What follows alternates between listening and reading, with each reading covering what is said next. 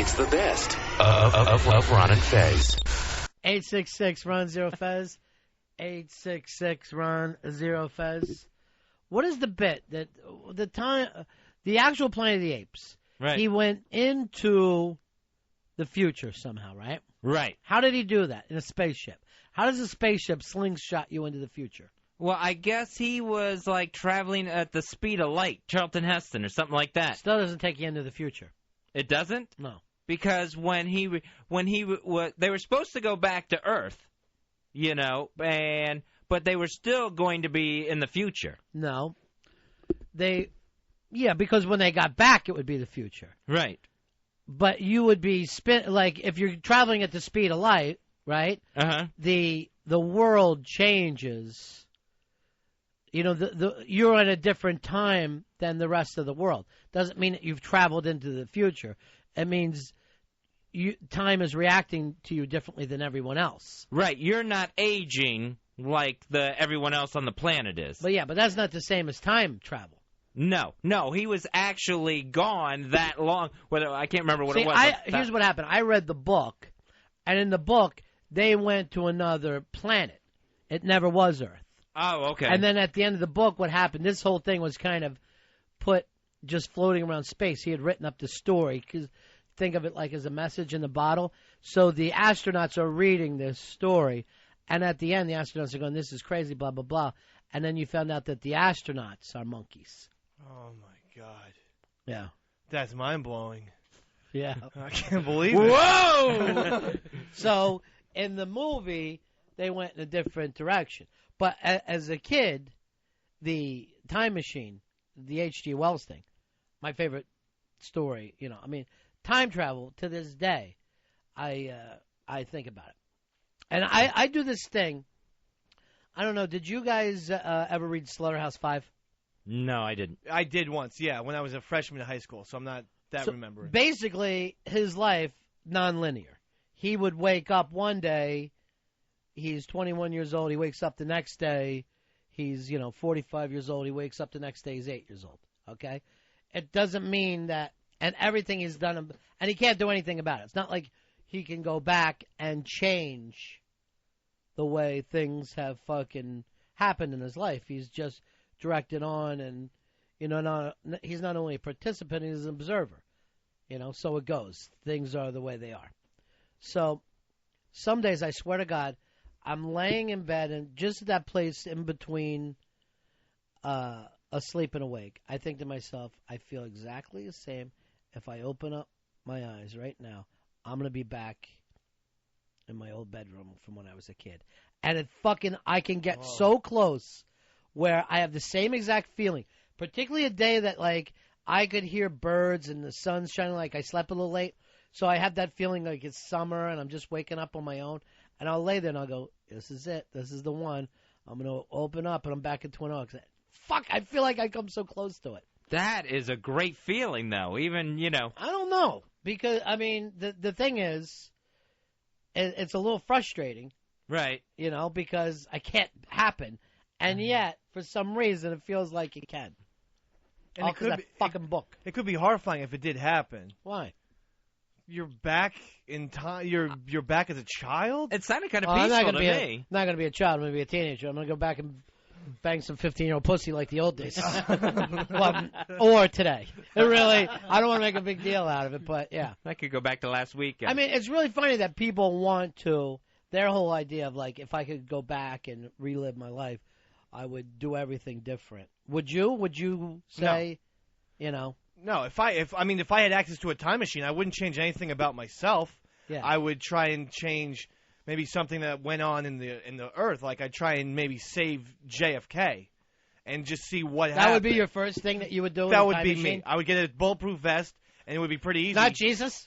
No, I'm an American. By the way, it was the headshot that got him. So you better get him some kind of odd job. I know. Fucking hat to wear. I've seen the film. I know how I would jump onto the car with my bulletproof vest. Oh, and save you're gonna throw yourself out there. Yeah, I'm not gonna try because I know that there's so many different shooters that's just not logistically possible. But if I could shooter. Come on. So you're going to take the bullet for JFK? Yes. I mean, I'm going to wear proper Why protection. are you dressed as RoboCop? You come back like RoboCop. Earl, what about for you? You get a time machine. You can only go to the past. Let's do it like this. You can only go there for 5 minutes and come back, and that's it. You get a one-time shot. That's all you can do with your time machine. Let's say even 10, 15 minutes in case you got to run around and make a speech or something. Sure. Let's say I'm going to give everybody half an hour. Okay. All right, but you got to go to one specific place. You're there for a half an hour, then you come back.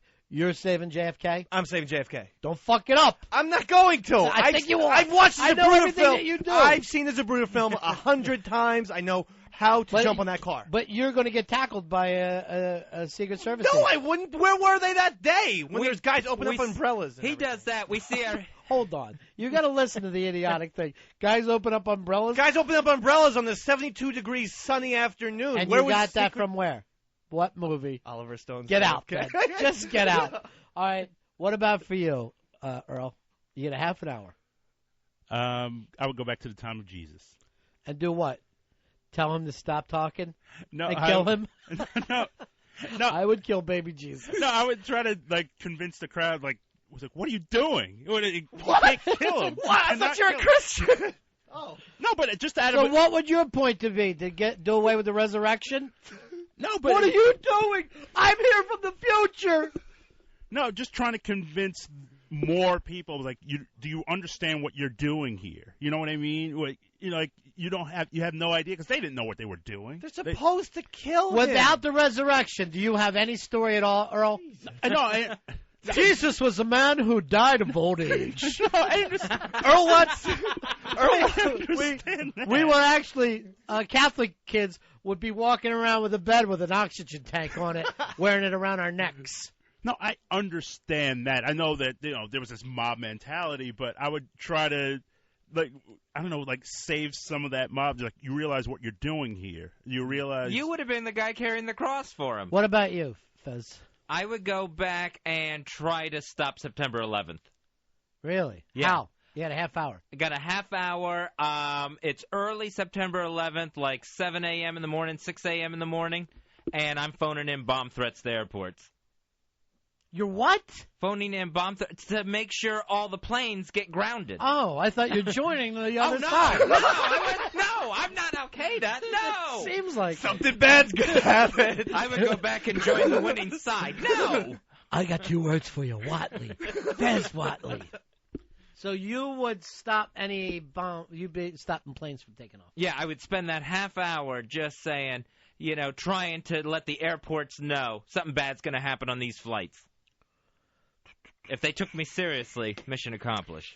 The only thing about that is, I don't know what they would have in those days. Yeah. You know what I mean? That like nowadays they would stop everything, but I don't know about them. right.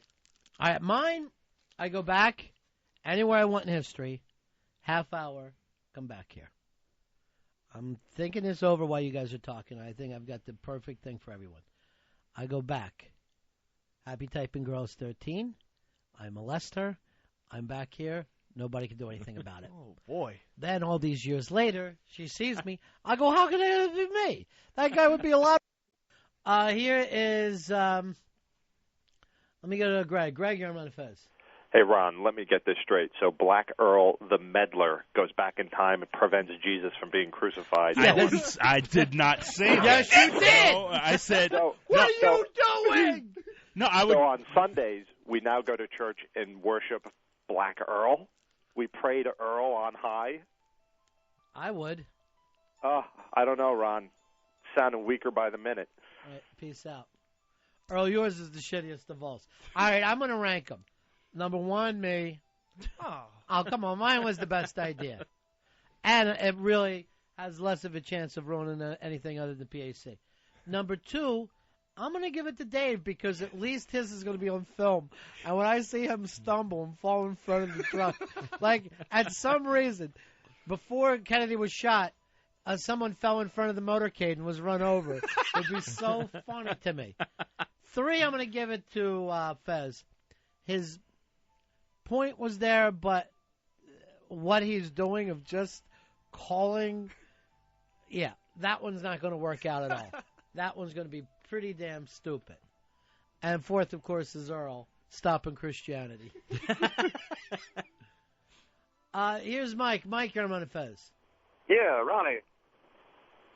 Go ahead. Ronnie. Yes, sir. Hey, I'm surprised Earl didn't stop Martin Luther King's assassination. That way I could drive down Earl Douglas Boulevard. Earl, why do you want to save MLK? I mean, I was, And by the way, don't go by the song. Do not go by the U2 song because they were wrong. It wasn't early morning. it was early in the evening. But Yeah, so you'll get there way too early. I'm here to stop something. Where'd everybody go? I'm sorry, he's not here now. His plane hasn't landed. Huh? Well, when he gets here. No, I thought I'd be a little bit more ambitious and go after, a bigger target. No pun intended. He's not a target. Bigger, no pun intended, of course. Do you hate Jesus? No, no pun. What the fuck? What pun is Jesus is a target? Show me what the pun is there, you fucking maroon. No one has ever called Jesus a target in the history of humanity. He sits in church for 3 hours every Sunday, and it's finally gotten to him. He's turned. Oh, I love Jesus. Thank you. Doesn't seem like it. What would you if I just didn't want to see him suffer, that's all. If you saved Jesus, what would you want him to do? I completely came I'd out rather you wrong. did this. I wish you went back in time for a half hour to get one of your Mammy's pies and bring that back. Ooh. That's all I want you to do. Some shoe fly pie and bring it back and we'll eat it together. What, sweet potato pie? Remember that day your mom made us pie? Yeah, she made a sweet potato pie. Fuck, it was unbelievably good. That thing was great. We never get pies anymore. I didn't care for it that much. Well, you had that thing that Fez attacked. Yeah, you guys attacked my mom's dry cake. No. Or her cake. Yes, her chocolate cake. That's why we attacked the beanie special. Her chocolate cake It was is what a I box mentioned. cake. It was an instant fucking She cake. Yeah, and it was slaves over that oven. It was a box cake, and the box was filled with sand, I think. She works her tail off Oh. to give you that cake. Yeah, I'll get my mother to make another. I was gonna say cake, another pie for you guys. Thank you, Earl. That'd be great, Earl. And let her know. A nice little beverage might be good, too. Here's Chris. Chris, you're on Ron and Fez. How you doing, Ronnie B? Yeah. First of all, I want to apologize for Earl and Dave and Fez for you dropping Child's End and H.G. Wells references, and they didn't get it. No, they never do. And go back in time and stop Robert E. Lee from surrendering. Yeah, but just the next hayseed would have done it the next day. 866-RON-0-FEZ. 866-RON-0-FEZ. Here's Mike. Mike, you're on the Fez. Hey, guys, everybody's thinking way too big. What I'd do is I'd just go back to the night I lost my virginity and fuck that girl the way she deserved to be fucked. Yeah, I know. Not the way we actually did come in. It's always... that's why people go back. When I go back to that high school reunion, I'm going to fucking show her. Now I can throw the fucking D. Ain't no push come around here anymore, honey.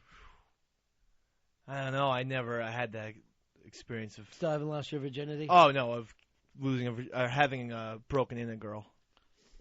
Oh, you never were anybody's first? I don't think so. Come with me. With this. Oh, wait a second. No, yeah, with my ex. Sorry. Why you come with me when I go to HTG when she was 13? Sloppy seconds. No, you can hold her feet or scratch my back. There's a lot of things you can do right there that we need. Plus, I want someone to roll tape on this so I can show her years later.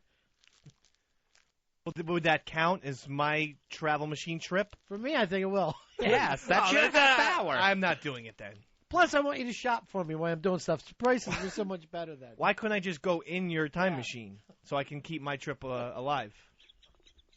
If you do... I'll tell you what. I'll drop you off at 63, and then I'll go over and do our thing. And I guarantee you, I'll be the only one who came back a success. Oh, I know. If Dave goes on his trip, his alleged plot to save JFK, we'll see the history books change in front of our eyes that not only President Kennedy, but Mrs. Kennedy, Governor Connolly, his wife, were all killed that day. Something will go totally wrong. Look at yours. You've decided a 2001 crank call.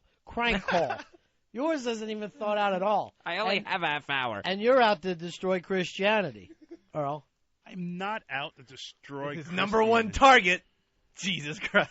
Oh, wait Douglas a minute. Pilot. Look at the pictures of HTG she sent me as a child. Woo! Yeah. That's well worth it. That's prep for the time machine. She was wearing a bikini pretty early. Yeah. Well, she had the great ass. She was a baby with a phenomenal ass. Even the doctor said that to her mom.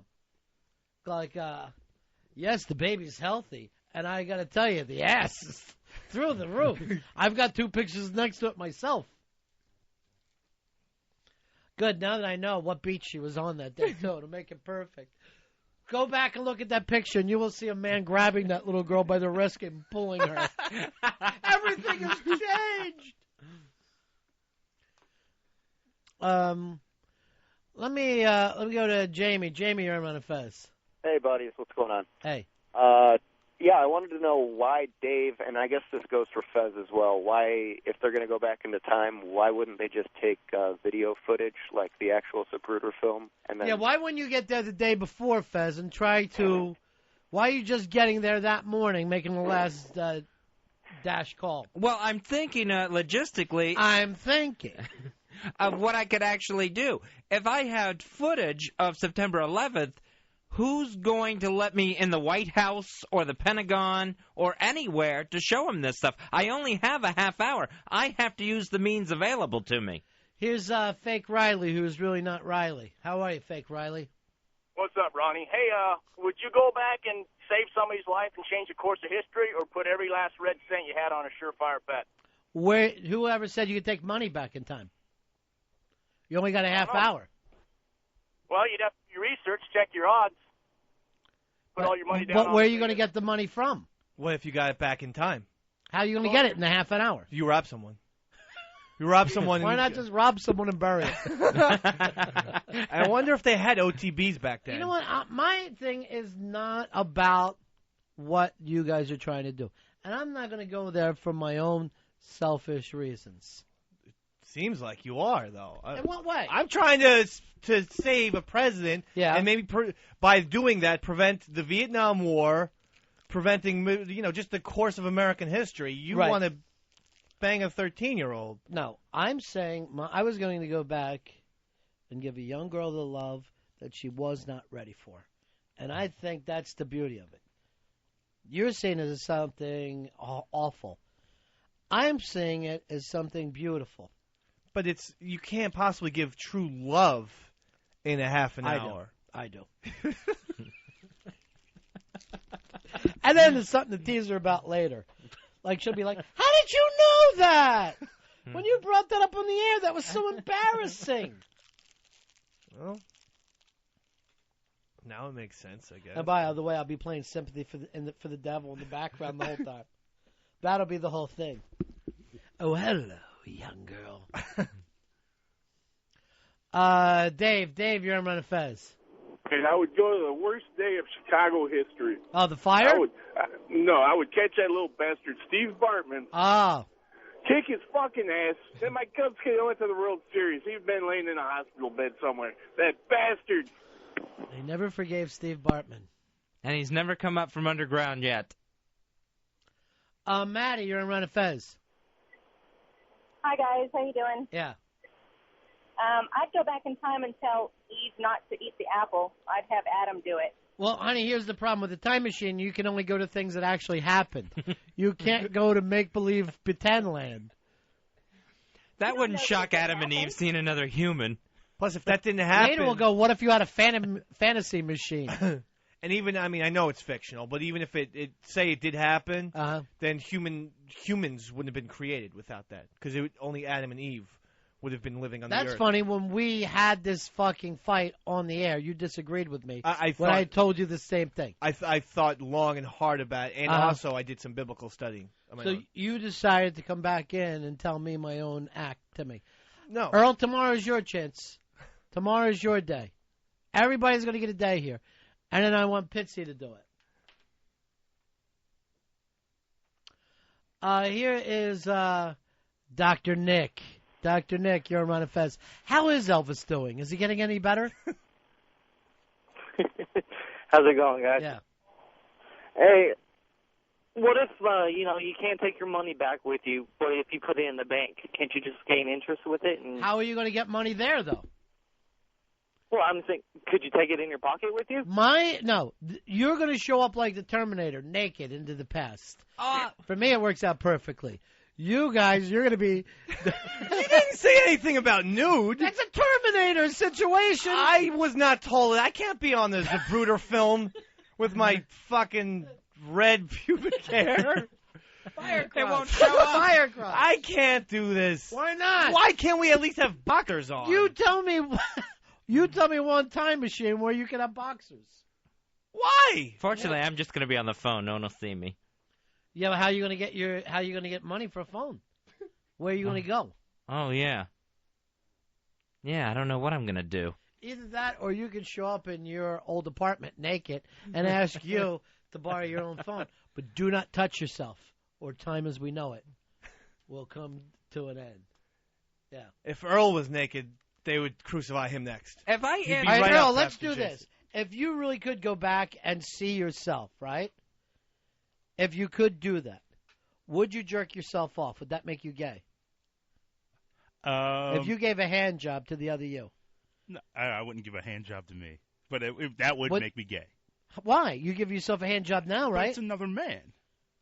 But it's you. But I know it's me, but it's not really me. You know what I mean? It's still, I'm looking at another man in my eyes. HTG actually just wrote to me, if Earl went back 11 times to meet himself, it would be 12 monkeys. And that's why I'm against the PAC. That's why I'm in favor of your time travel trip now. All right. Fez, would you jack yourself off? I would totally jack myself off. Fucking gay. No, I wouldn't jack myself off, but I'd probably give myself head because I want to feel like a blowjob. But jerking myself off. But then you're also sucking a cock, even if it's your own. Well, I'm going to try and put it out of my head. I don't know. I'm going to enjoy it. The real me. Okay. All right, let me ask you this: would you give yourself head? Yeah, probably. Would you fuck yourself in the ass? No. Why not? No, because one of us it's gonna hurt. One of me's gonna hurt. Not with that little dick, it ain't. I wouldn't do that either, too. By the way. But you would blow yourself? Yeah, there's nothing wrong with that. Sucking a cock, there's nothing wrong with. You wonder why we don't have a mass fucking audience. It's your dick. It's your penis. I absolutely agree. I don't know if I would be attracted to an older me, but yeah. If you could... What? The time traveling me. I'm confused. I'm saying go back yesterday. Oh. Where are you going? When you're 4 and sucking your 4-year-old dick? You're so disgusting. Your father ought to hose you off again. Yeah, by the way, maybe you shouldn't bring your family in here. This fucking show is full of shit. This show is really disgusting. But the thing is, if most men had the ability to suck their own cocks, they would do it. So I don't see why Then you're a cocksucker. No. If you give yourself a handy, why wouldn't you give yourself oral? It feels better. Because you'll have a dick in your mouth. That's mine. It doesn't... I agree. I say it's a thin line. Once you're acting like my dick doesn't bother me, why should any other? You could say the same thing about, I don't want another guy to give me a handy, but... Earl, these self-cocksuckers, this doesn't bother you at all? This totally bothers me. You would so do it. No, I would never, ever do it. Bullshit.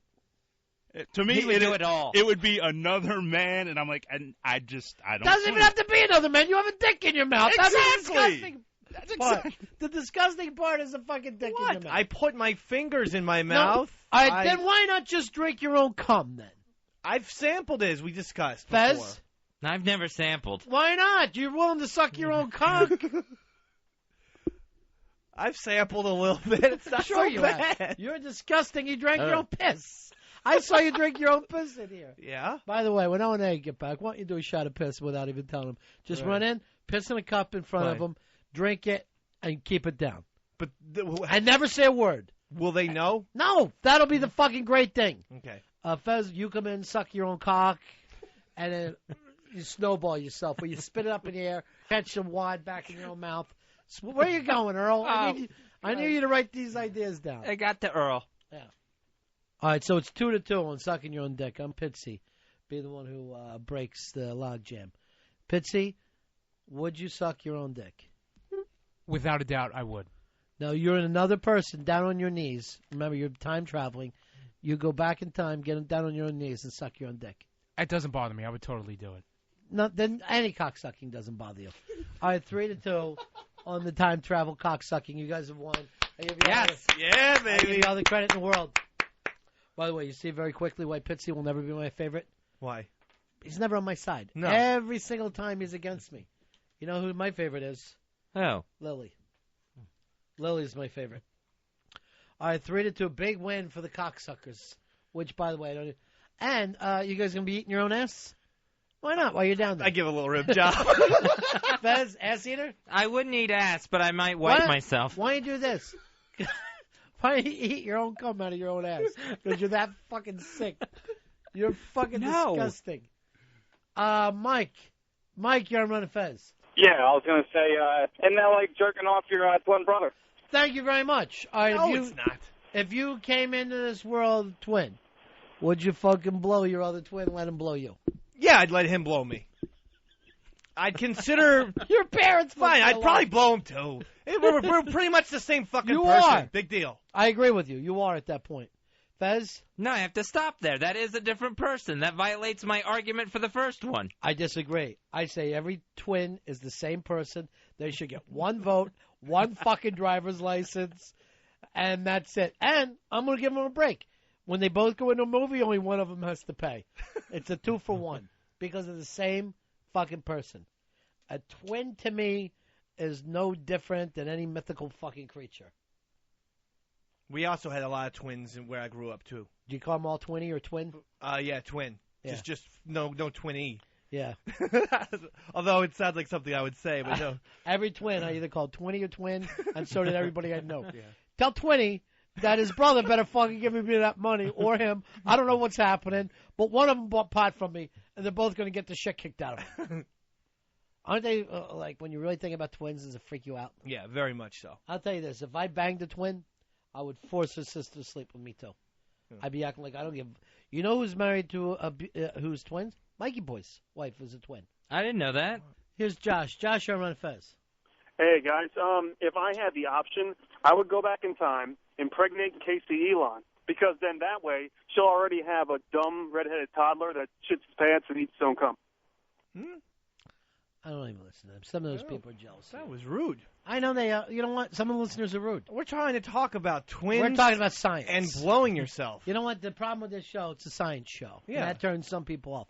Here's Spike. Spike, you're on Fez. Hey, boys. Yeah. So, Dave, let me get this straight. You won't go back in time to kill Hitler, but you will go back in time to save JFK and start the whole Cuban Missile Crisis and have America nuked. The only Kennedy I want stopped is that MTV VJ. I'd like to go back in time and stop that Kennedy. Kennedy.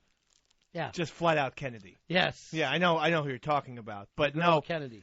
Speaking of which, if you watched the other night when Bill Moyers did his thing about the media and how they laid down, only one senator fucking spelled everything out for the country. And it looked like he cut this thing today. And it was, 5 years ago, whatever. And that was Senator Kennedy. Senator Kennedy said exactly everything that was going to happen. And everyone just think he's a drunk that fucking pounds chicks. He's a totally brilliant speaker and has been for 25 years. 25? What happened before that? Here's Andy Mike. You're on Ron and Fez. He's only been good since 82.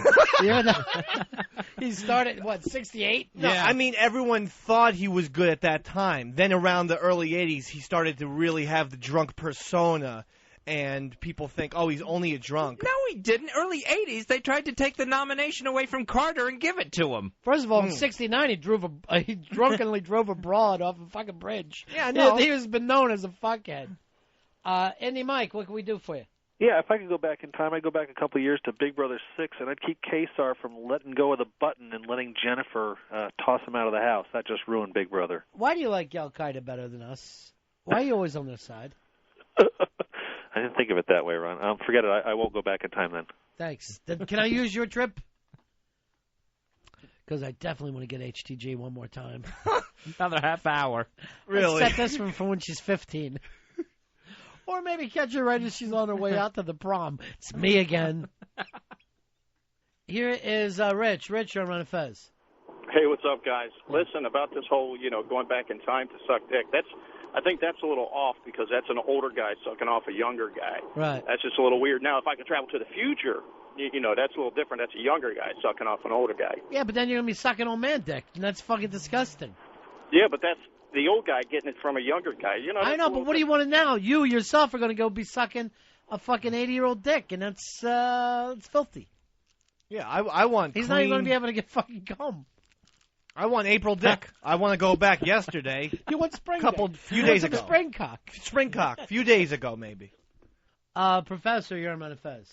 Hey, Ronnie, if you go back in time, could you rape her with that keyboard, maybe change your name to Crying Typing Girl? You know what? It's not going to be rape. It's going to be consensual between an underage girl and a middle-aged man. And I see nothing wrong with that. See, that is rape. Is it? Yes. Technically? Yes. Oh, okay. Very technically. Okay. Legally. Yeah. But you know what? If she decides not to tell, who knows? And if she does tell, a man from the future came and does this. She's Looney Tunes. She's Looney Tunes. The second trip, you'll be meeting her at the Nut Hut. Ron Bennington, Fez Watley, The Ron and Fez Show. XM 202. Lucy, XM 54. An Idiot's Guide to Alternative Rock. Lucy is the hits of alternative rock.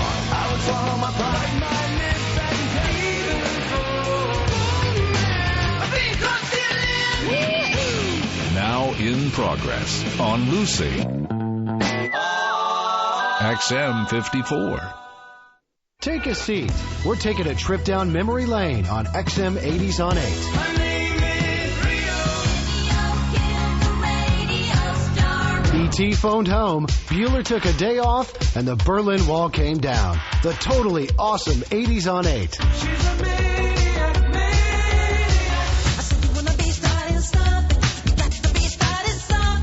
It's just like being back there again when you punch into Channel 8. The 80s on 8 on XM.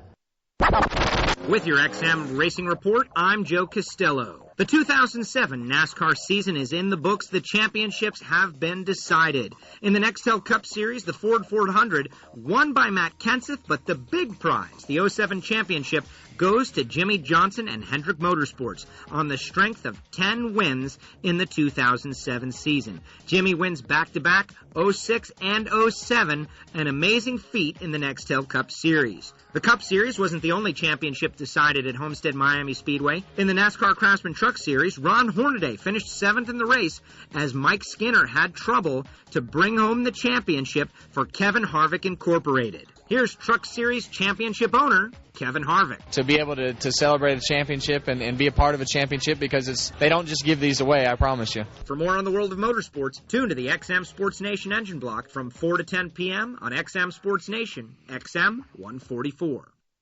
Should we route it, Jimmy? I want to get this airplane. XM LED. I've been in the Yardbirds, and I guess people were really curious to see what was going to be coming, And I remember it was just like dynamite.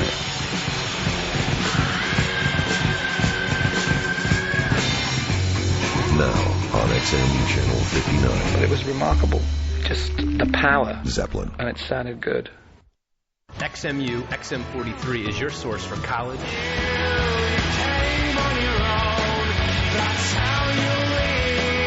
indie,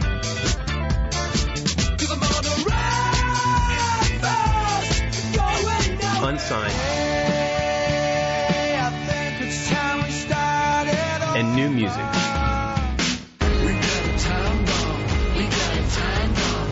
XMU on XM Radio.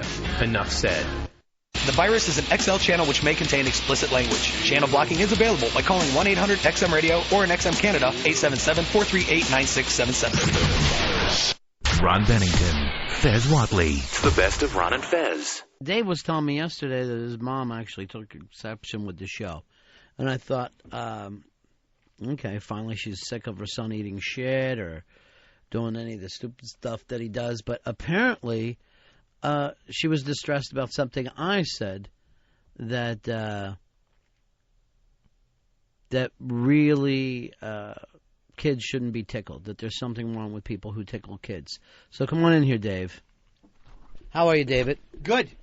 So, Beanie not too happy with some of the stuff I'm saying on the air. No, she was very, very angry at your tickling comments. Literally furious. Yes, she said, how can you possibly say that? David loved to be tickled. Uh-huh. She was saying, I really enjoyed it. I would laugh.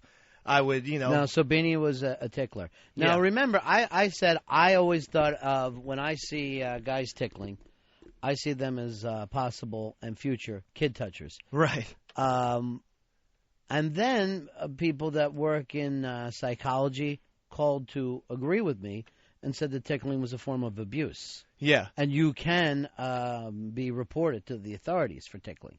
I think it is. Yeah.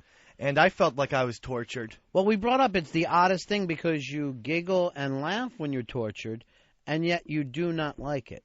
And when an adult does it to a child, it's not a good thing. That's horrible. Yeah. And And what does the adult get out of it? Satisfaction of... It's the only way they can make a kid laugh. I think there's a little power thing. I think it's inappropriate. I think that it's not about making the kid laugh. I think it's about dominating. Yeah. Actually taking a dominating role over the child. Well, that's why I said, power, because you're able to control this little kid. But, well, I trust Beanie, and she disagrees. Beanie, how are you? Welcome to the Ron and Fez show. Hello, Ron. How are you? Hi, Fez. Hi, Hello. Dave. Hey, can you believe it? The marriage is still together. I like it. Isn't it fantastic? I think it's wonderful. Yeah. They're a couple of great kids. I was over there. I saw their nice apartment and everything, so it was really good. They look like they belong together. They have a fantastic apartment at the greenest street in Brooklyn. Yeah, I know. Yeah. David showed me the sign. It's Yeah. really pretty cool. It's nice. Yeah, and So he's proud. really proud of the celebrities that live nearby as well. Mr. Heath Ledger Yeah. and Mr. Paul Giamatti. But Dave told me that you were furious with me for my anti-tickling remarks. Well, I don't know about furious, but but what happened was I heard you speak a little bit about it, Mm-hmm. and I started to think that the idea of abuse is just the term I think is being used. It's too much. Way too much. Yeah. I mean, abuse this, abuse that. I'm a retired fifth grade school teacher, and I used to hug my students. And believe me, they wanted it, and I loved it, and we had a wonderful relationship. And there were times when they really, really, I think, needed it. Right. Subsequent to that, I'm retired 7 years now, and from my former colleagues, you can't even go near these kids, and yet they're yearning for that. And Yeah. Now, there's a big difference between what you're talking about and what I'm talking about. And okay, now tickling. Hugging from, like, your fifth grade teacher, okay. Hugging from the strange uncle who never married, I'd keep an eye on that guy. I think that tickling is always done by those what I call bad uncles. Okay, well, now the bad uncles, that scenario, I know nothing about. But and I would have to agree, thinking about it, I don't remember any men who tickled. But when I was a kid, I must have been maybe 5 or so. Mm-hmm. I remember sort of a ritual every night after dinner, and I guess we'd listen to the radio, and then after the radio shows, we'd go into my sister and I would go into my mother's bed, a big bed, and my mother would tickle us. And this was something we really looked forward to. Right, tickle time. Right before we went to sleep, which, when I think about it now, is like probably what everybody would say. You never do that before kids go to sleep. Right, absolutely. Yeah. In any case, Yeah, we look forward to that. So you would say it's tickle time, and everybody would run in and get tickled. Mommy, tickle us, tickle us. Yeah, then, tickle us. No, that's right. So now, when I got a little older, when I was newly married, my husband's my husband's brother had 6 children. We used to go up and visit before I had children. And one of the kids, Eugene, who was about 7, the same thing about. As soon as I'd get there, they would say 2 things. First, are you staying over? And the second thing was, Aunt Beanie tickled me. He used to say all Now, the time. Dave said that you didn't like being tickled, Dave. No, I didn't like it. Why not? Now he's full of bull because he's lying. Yeah. I was laughing because when we tickled, this was hysterical. It was so inappropriate. Funny, but when you torturous, tickle, you always laugh. You always laugh. The person tickles laughs, and the kid who you're tickling was hysterical laughing. The only thing is, I started thinking about that. He started kicking. Right. So he's not like trying to get away. It got to be a little dangerous tickling David, as I recall. Because it was torture. No, but Dave, you liked it. You liked it. I was laughing because of the physical thing that tickles do to people, but it was horrible. Well, I think it's a little bit of love-hate. In other words, you love it, stop it, I love it, that type of thing. So you're saying my brothers hated me? So a lot of times, like when you're saying, even though the person's saying, I don't like this, you just you keep... have to always yell stop. And also Right. my mother used to say uncle. Right. That was a thing you Bad had to uncle. say. Uncle, and then you would still do it anyway. Now, Dave, was there other things like growing up where you would say, I don't like it, and yet everybody else claims that you do? Yeah, I mean, there was a lot of things. Like what? Like what? I brought this up on the air, the getting dressed up. Oh, where Mom would dress you up as a girl. Was that Did just that- for did tickle that- time? Did that not It occur? was only once or twice in this little pinafore that I had. All right, what exactly is a pinafore? This is a nightmare. Yeah. Well, if you were a little girl in the 40s, you would have a pinafore in the summer, and it was sort of like an apron. Yeah. But it had a top to it, and it would like frills on the side of All the right, top. so it's like a pretty little girl thing. Yeah, and it tied a bow in the back. It was very lightweight. It was cool. Now, why would you dress... the fabric doesn't matter. Why would I you... was still in a dress. Dotted Swiss. The fabric was dotted Swiss. All right, how old were you, Pale Dave, blue or- when you were wearing this dress? Oh, I was 8 or 9, I think. No. No, Yeah. I wasn't that old. No, what he would do is sometimes he would laugh. And I'd say, go down. And he'd go down the cellar. He had a little set of drums. Uh-huh. And he'd play the drums in the pinafore. There's no reason to bring up the drums in the He dress. wasn't very old. I don't even think he was 7. I think he was Now, 5. it sounds like, Dave, you were 2 drinks away from being Jean-Benet Ramsey. No, I never considered doing anything. You should have. Harmful. Yes, I say, No, but Fez, I did please. laugh. I'll tell you one other thing he used to do. Yeah. Mr. T was very big, and Mr. T had loads and loads of This isn't helping. necklaces, as if you remember. Right, Gold sure. necklaces and earrings, and David used to go to Grandma. Like, if you were a little girl, you go to your grandma and get all the her Sure. jewelry. Well, David used to get, Grandma, can I have some of that Jewelry. some of your Of necklaces? course. Yeah. I needed Which was some really jewelry to fun. match the dress. We used to crack up because we thought this was so funny. He didn't realize it. It's for girls. when Right. you go to So the he grandma. wore a girl pinafore dress, girl jewelry. He didn't wear it at the same time. And then did they call you David, or did they have a girl name for you? You used to call me Little Ruby. No. Yes, you did. Little Ruby? Can I also interject here? And I'm just asking, Mom, but I really do recall you putting lipstick and a little wig on me once or twice. No, Now, you put the wig on yourself. I never put that wig on. You did it yourself. He actually put a wig on once and walked over to his friend's house 2 blocks away with a big wig, but it was rainbow. Remember when those wigs were popular? No, I don't think they were ever popular. I know that one weirdo wore them on TV. Yeah, but the sports fan. I can't remember anyone else wearing them down the street. Well, that's I guess what I was a meant. fan of that John 3:16 dude. Yeah, right. Well, you watched all the sports. All right, So so they you were would always- put on makeup, you would put on your wig, your pinafore, and off you would go to your friend's house as Little Ruby. Right.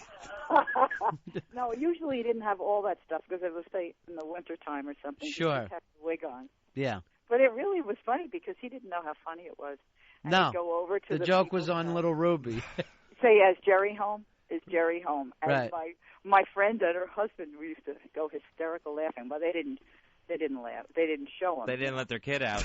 I honestly feel like I'm listening to like the audio version of the film Psycho.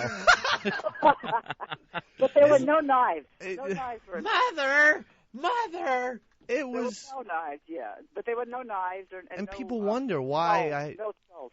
act the way I do. No, this was kind of. But here's what I love. Beanie looks back on this like it was a great experience and it was fun for everybody. Yeah. And you're looking back like it was somehow awful and, Yeah, well, you know what? Time has a way of changing your perspective, don't you think? Yeah, it does. Well, it always amazes me that adults will still take on like kid feelings of confusion with their childhood memories, rather than go back and go, oh, okay, that was just fun. My mom used to dress me up in a little dress and a wig and some makeup and jewelry. But you see, that Pinafore had a lot of good memories. Mm-hmm, sure, so it did. when I told you, I was a male. What in a Pinafore? They had good memories for me. Yeah. We're watching listening to Baby Snooks and the Lone Ranger on radio and stuff like that. Baby so Snooks. That's what I remembered. Catching lightning bugs. Mm-hmm. Now, but I grew up in the 80s, Mother. Mother, people in the 80s don't wear pinafores. Certainly when they're watching the Muppet Babies. Yeah. You don't need a bow. But he had little cute red curly hair. He was adorable. Yeah, he was a pretty girl. He was. He really like was. Annie. Now, Beanie, was it a situation where you wish you had a girl? Or anything but Dave? It could have been in the back of my mind, but Yeah. I never said that because when I had David, the nurse must have been a real nut. Mm-hmm. As soon as he was born, the doctor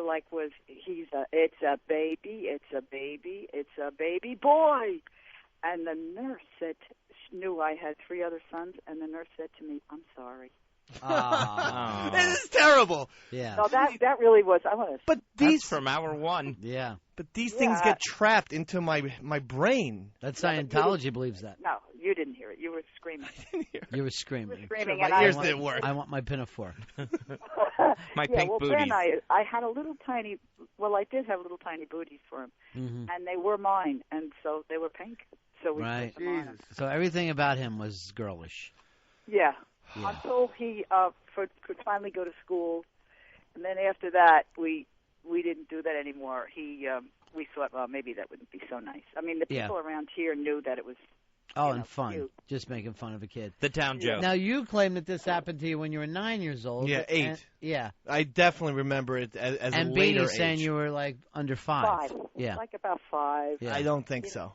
I just really remember it being like 8 or 9. Oh, Ruby, sometimes you look back on things and don't remember them. Little Ruby. Little Ruby. But you know what? I want to say one thing. Yeah. Because I heard him say his brothers pinned him down. His brothers didn't pin him down, tickle him. His brothers used to pin him down because they were playing sports, and they used to do it right after dinner. See, they had a thing too. Sure. David, you remember what they did was the 2 big boys would kneel opposite each other, and then the 2 little boys would not kneel opposite, and they had an imaginary net, an imaginary line, and it was like volleyball almost. Sure, it was all fun, Dave. No, they would put their knees on my arms so that I couldn't get up. Ow. Maybe 2, I and like then to get and them then in the here third now. would go nuts with the tickling. That's no way to treat a girl. I don't remember that, except maybe Daddy and I were out. That would have. That was drinky time. That was going out to dinner and having a good time. Now, little Ruby, when you look back on this, why can't you say you had a nice childhood? Obviously, you were upper middle class. Yeah. Seems like it should have been a lot of fun. No, because these little tickling things, I can't shake your hand, Mr. B, for past 3 seconds. And I think this is probably where it comes from. I don't like the male contact. What scares you about male contact? Just Ruby, don't care for look at me. Make eye contact now. I don't like, What's bothering you, Ruby? it's very uncomfortable, and I don't know. I think all this psychopathic, hardcore tickling mixed with intergender, infant costume wearing. I don't think it's a problem. I don't. A long name. Wait a minute. Let's boil it down to this. It was a little dress. It's a little dress. That's all. Real. It wasn't. We didn't really call you little Ruby until you were a little older, and that was just because your hair was so red. Ruby, Thank Ruby, you. don't take your love to town. And you know what? I'm going to admit something here, too. My dad used to call me Ruby because he said that when I was like 3 or 4, I used to remind him of Jack Ruby. The wow, the guy who's shot at 3. And yeah, he used to go look at him in his little suit. Here comes Jack Ruby. Who are you gonna gun down today, Jack? What do you do with that little gun? But I remember you sort of do look a little bit like Jack. Thank you very much. At least when I got something on my mind, I do. No, but All right. You have a nice head of hair. Thank you. You didn't, as I recall. Now, I do. I just want to say I enjoy it, but I have to respectfully disagree with. Okay. All right. I appreciate you calling, Bean. All right, doll. Take good care, folks. All right. Bye-bye. There she goes. Bye, Beanie. Beanie Mac. Bye-bye. Bye-bye. The Beanie Mac, the mother of little Ruby Mac. She just called you doll? Well, she's hitting on me a little bit. She, nice head With of the hair, hair. the whole Jack Ruby. That's something she got from the Baby Snook show. I had an aunt named Snooky after that show. Like her nickname was Snooky. Yeah. So I'm not even familiar with this whatever this radio program is, but apparently they loved it back in the day. It must have been huge. It sounds like a bad board game. This is your song. Don't take your love to town. All right, let's get Ruby all dressed up and take him to the neighbors. I don't even remember her sending me off into the neighborhood. That's horrible. She sent me off like a little girl. I like the way she acts like it was fun because the whole neighborhood was in on it. Laughing. Yeah, just mocking, laughing, pointing. I know. And again, he was having a great time. They would pin him down. I just think once you got in that little dress, you look like one of those sisters in The Shining. Just one of those hideous sisters. I can't imagine the work that Casey's going to have to do with you.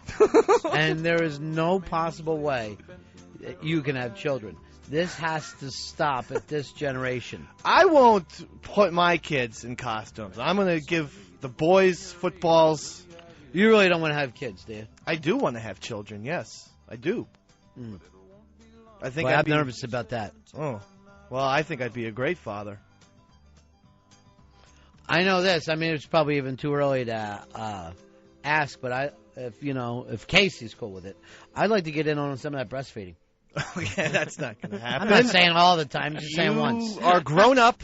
You're an adult. Yes, now I learn to appreciate it more. Let me just splash in it. Let me just splash in it. Put some behind my ears. Ron and Fez, XM 202.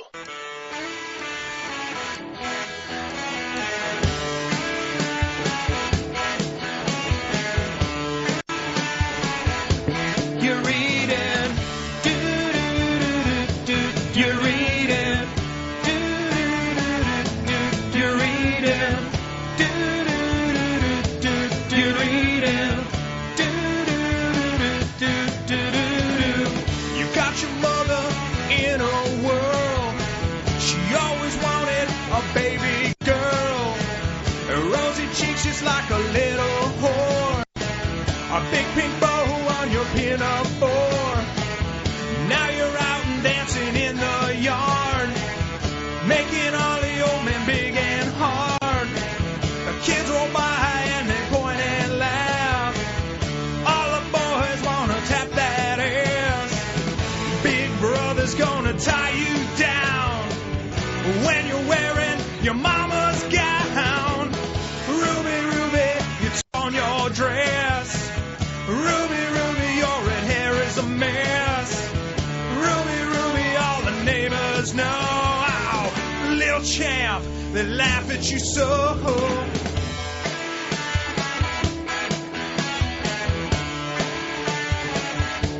You're reading,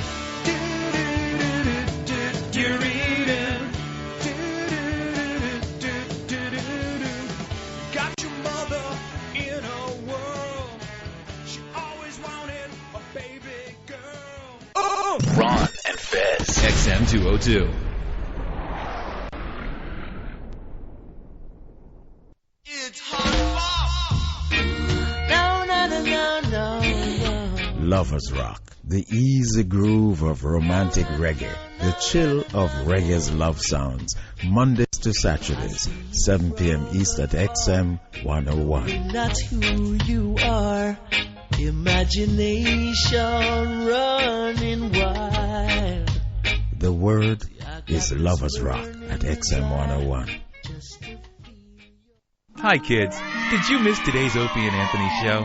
Don't cry, don't cry, it's going to be okay. Do you want to listen to Opie and Anthony shows wherever you go? Shut up! Shut up! Just go to audible.com. Shows are posted every single day for you to download, or you can browse their massive library for your favorite Opie and Anthony broadcast. Or if that's too complicated, you can go to opieandanthony.com and there's links every single day to a fresh new broadcast that you can download. We say it, we live it, and we prove it. You know I'm getting the ball. They know I'm getting the ball tonight, too. Nobody lives and breathes the NFL like Fox Sports Radio. Hi, this is Troy Aikman. Hi, this is Kurt Menefee, and you're listening to Fox Sports Radio. This fall is Fox Ball season. And nobody lives and breathes the NFL like FSR. Oh, get the ball. Oh, go get the ball tonight. Hi, this is Joe Buck, and you're listening to FSR. XM Channel 142. The NFL is on Fox. XM 81 BPM, America's Dance Hits. What is a dance hit? Well, this is a dance hit. And this is a dance hit. From the hottest artists in dance music to the biggest DJs in the world, like Tiesto, Paul Van Dyke, Ferry Corsten, and David Guetta. America's Dance Hits on XM 81 BPM. It's Whip 'em Out Wednesday. You got to get your WOW stickers. You got to get your homemade WOW signs. You got to write WOW on the back of your truck or the back of your car in the dirt.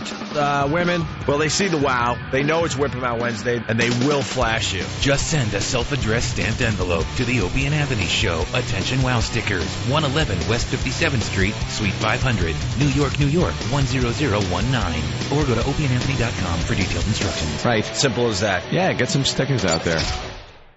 XM67 wants to kick you out of the city. Get ready to party New Year's Eve in Miami with Jay Holiday.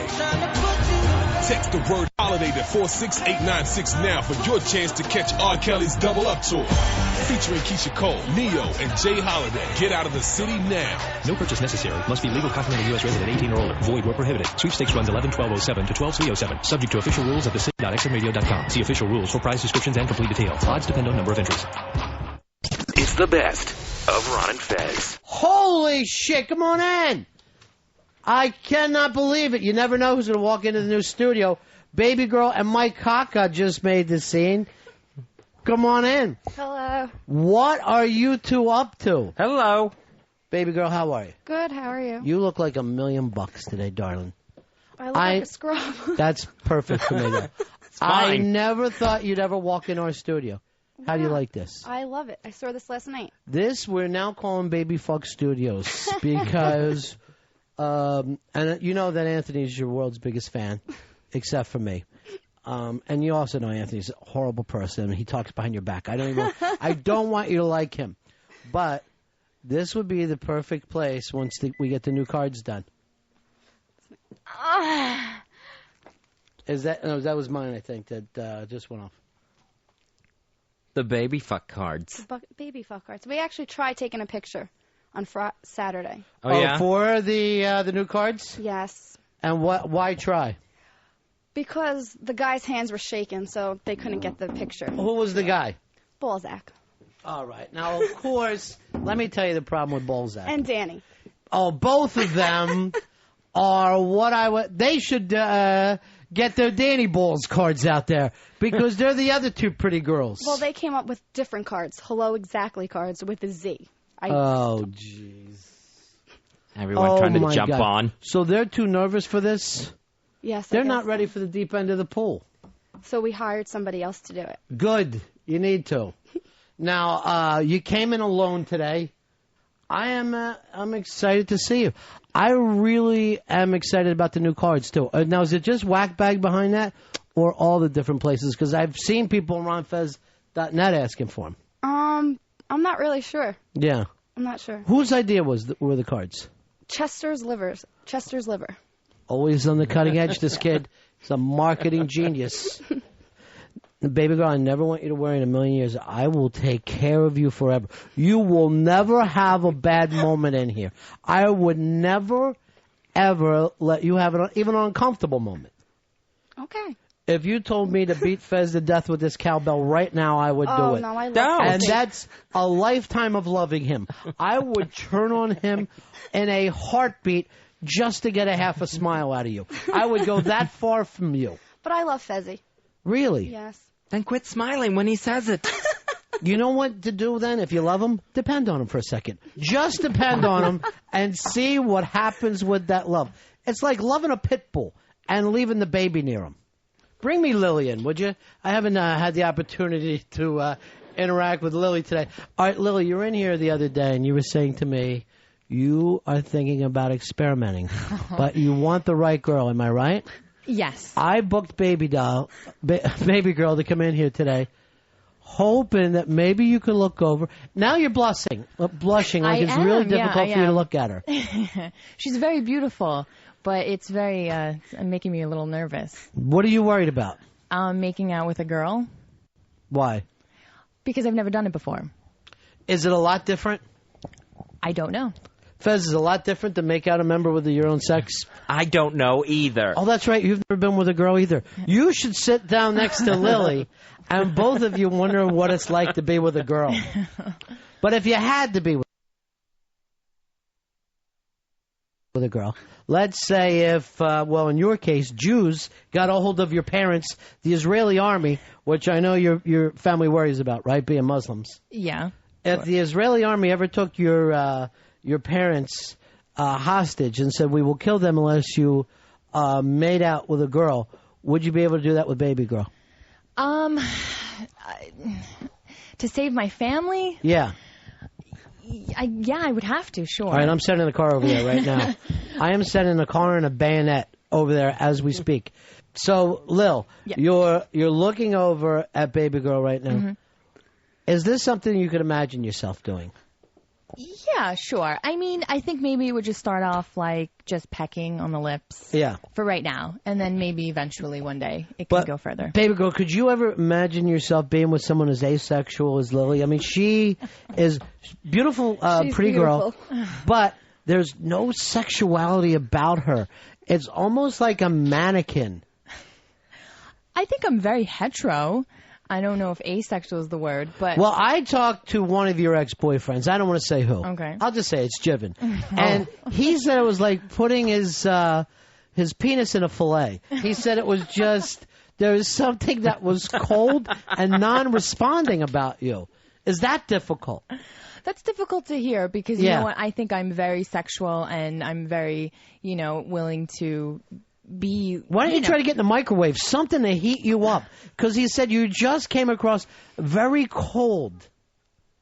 That's really hard to hear. It really is, because I don't want to be Hey, it was hard that for me way. to say. You saw, I struggled. I wrestled whether or not I was going to say it.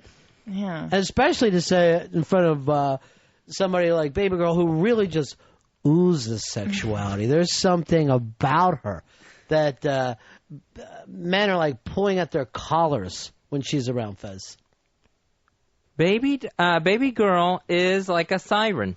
You're absolutely right. Thank you. And baby girl, I know that you're open to anything. You're a very sexual, sensual creature.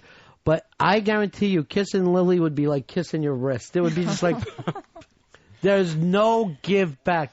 And have you ever kissed somebody that's a bad kisser? You would dream to get back with that person before. Oh, I disagree. I mean, I would be willing to do it, but I just noticed that Don Wiki Wickland is here, and that's not a way to get on XM's good side anymore. No, Wiki said that if you two kiss, he would kiss Phil the engineer. He's trying, and I think he just wants that for himself. He's trying to get some stuff going. All right, what about this? If Pitsy and Dave kiss, would you two be willing to kiss? Absolutely. All right, let's bring them in here. Pitsy and Dave. All right. Hello, Lenny and Squiggy just walked use the new mic. Use the new mic. Cold, but I'll do this. Yeah. I want a camera on these two homos. How long are we talking here? 30 seconds. I don't think I've ever seen Dave running so fast for anything. Isn't that true? Dave was leaping over stuff like OJ in an Avis commercial from '78. How about 3 seconds? 3 seconds, but you each got to put your hands down the back of each other's pants, and then they'll do the same thing. All right. Yeah. I don't want to take my pants off like Dave. Dave wants to take his off. He feels good about it. All right, here we go. He's airing it out in the new This will studio. be, all right, hold on for a second. What are we getting, a camera for this? This will be a nice picture for ronfez.net. Oh, man. You know, the thing is, he hasn't shaved today, Mr. Bennington. And I came in freshly shaved. I have... All right, yeah, all right, we got a camera ready to go by a mysterious camera person. Don't worry, Dad's never going to find out I've you're been, here. just swilling Listerine all day, and he's eating peanuts and lots of disgusting things. What? All right, He's here we eating go. penis. Oh. What do you got, your own camera, Fez? No, I got the time. I'm timing. Oh, I thought you were taking a camera out like your cell phone camera. And, Lily, this is really going to turn you on, huh? Seeing these two? Yeah. You This put is it out very- there. Looks like Mr. Met kissing Ronald McDonald here. Oh, man. All right, here we go, boys. His breath really does smell bad, though. That's I don't the know. thing. Well, I'm the man here. You're the girl. You pulled your pants down already. All right, here we go.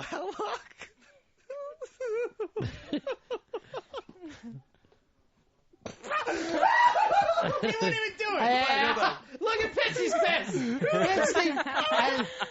I'm telling you right now, this is the most uncomfortable I've ever been on the radio. This is like a hideout show. All right, here we go. This is for real. This time.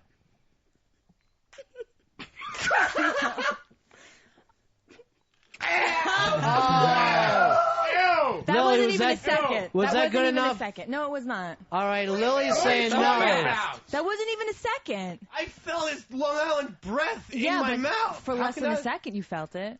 At least 3 seconds. And it didn't look like you were kissing back, Dave. Oh, my God. And all this right. is, all right, who's calling you? Vic. Let me talk to him. Toothpick I already Vic. ended the call. Oh. What, did she discuss it with you right now? I don't know if she's listening. Yeah. Hopefully not. All right. We'll give it 3 seconds. All right, this is for the Mets. This is for the Phils. Disgusting. Was that long enough, Lil? No. Still not? No, What if they long both had their pants down? Well, first of all, Dave is like sucking his lips in, so it's like they're not even touching Pittsy. It's true. He's I like, wish we didn't have to do this with our boss. Well, this is Standing XM. 15 feet away. I'm going to take this to HR after the show today. I'm disgusted. You know how they feel about inter-office romances. I mean, I'm doing Wiki, it for we're the just show. trying out the new equipment. I want to see them, so I'm willing to do it. Okay. Dave doesn't get the payoff. All right. There we go. Do you I'll need do to it. drop your pants too? All right. Yeah, I'm the only Yeah. one with the pants off. I'll even drop it. Well, there's women here. Otherwise, If there's just guys, you'd be glad to get your pants Yeah. down. All right. All right. Here we go. This is to get Lily and baby girl to kiss. All right, this is the last time. We're Hey, you gonna- getting turned on at all, Lily? A little bit? Starting to work on you? a little bit, yeah. Yeah, a little bit. The pants down All is right. definitely Yeah, helping. that worked.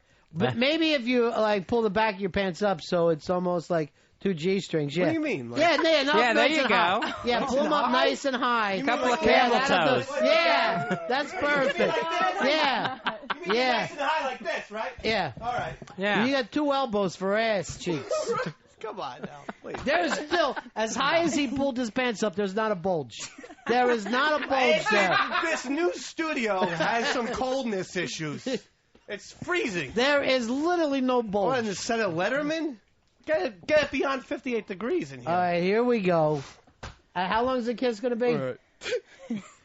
At least 3 seconds, Yeah. maybe Who's 5. counting? All right, here we go. I am. All right, you got a nut poking now. You got a tiny nut poking.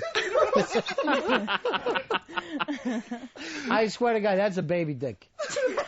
Hey, I'm a grower, not a shower. We've discussed this before. Well, what are you growing, a vagina? I'm growing a cock. All right, you ready? Good one. Blunt. Let All me right, just... there you go. That's it. Rub a little bit. Yeah, caress. There we go. The pictures are going off like the president suddenly walked in. Paparazzi. Lily, was that good? That was 4 seconds. All right. So I would was that really good? like a little tongue, but you know what? No, fuck that. No. I actually got a little sick for real. I'm a little nauseous from that last one. No shit. You really might. You threw up in your own mouth? Yeah, I really got a little sick. Now I know why Vic tells me to shave. I don't like the stubble. His breath truly does taste like stale farts. Like he does not use. You taste stale farts normally? I've smelt them before. I've smelt them. All right. So, ladies, we were ready to reciprocate? Yeah. All right. I mean, same rules, right? 3 seconds? Send them. Yeah, same rules. Pants down, underwear pulled up high, and making out. All right. Head on over there, Lily. And this, well, I can't say who the mysterious photographer is, but he's ready to die. This is such a fantasy for him. Take your time. We're in no hurry, ladies. Oh, okay. Yeah. Drop the pants. Can we put in the light, She's a little shorter than me. That's I'm a little perfect. tall. Yeah. So maybe I can go down.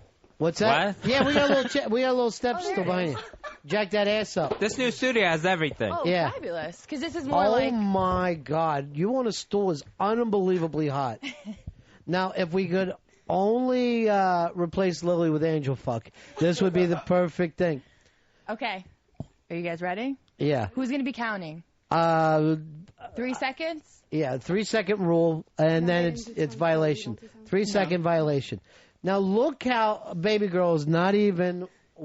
Look how sexy one is, and how the other one just seems like a cold fish. Like David I a wig. really want you.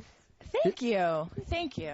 Yeah, she is sexy like a mannequin, but I want her to bring some sensuality in. No one ever says she's not pretty, but it's almost.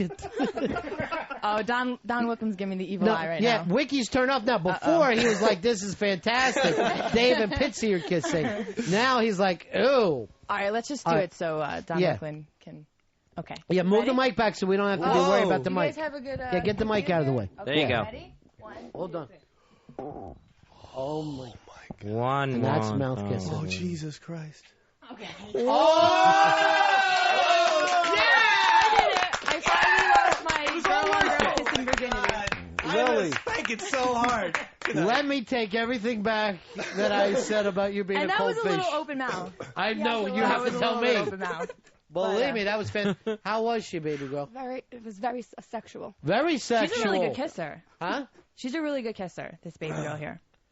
Wow. Can we mix it up now and maybe me and Lily and we'll just keep it going? You know what? Casey wanted you and baby girl to make out. No, I can't. That would be the end of everything. We can mix and match. Earl, get in here and kiss Dave. Earl, you want to make out with Pepper? No, hell no. I'd like to kiss Earl. You'll be alone. I'm not going to kiss him. Like a Bond thing. I think that's it's very... only fair. Lily, would you do another kiss if Earl makes out with Dave? Sure. Oh, absolutely. All right, see Earl, Dave get in and here. Earl, absolutely. Yeah. Earl, for the chicks. Earl, think of it like Magic Johnson and Isaiah Thomas before the playoff game. That's all me and Earl are doing. When they banged after the game. Earl can't wait to get in here for this. Drop trowel, Earl. Well, you know these are pants down kisses. Yeah, this is pants down is the only way we go. And shirts up. So you got to go tummy sticks. Wait, what are we doing? You don't.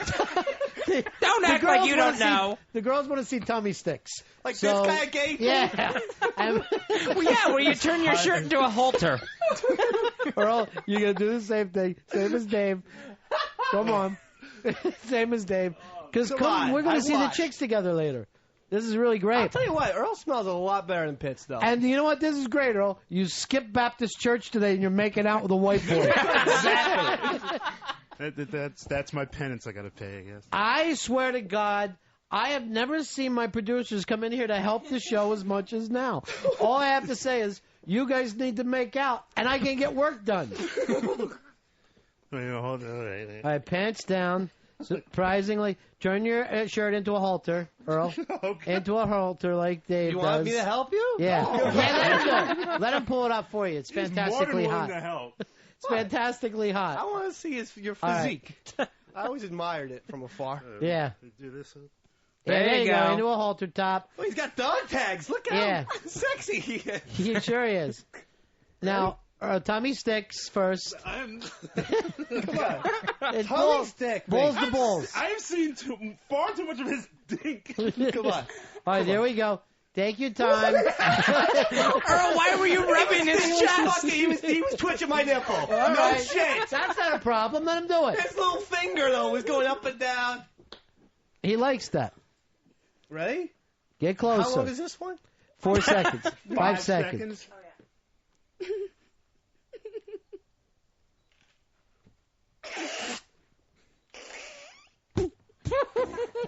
Disgusting. Oh my gosh! You took that that. They loved it. I was puked.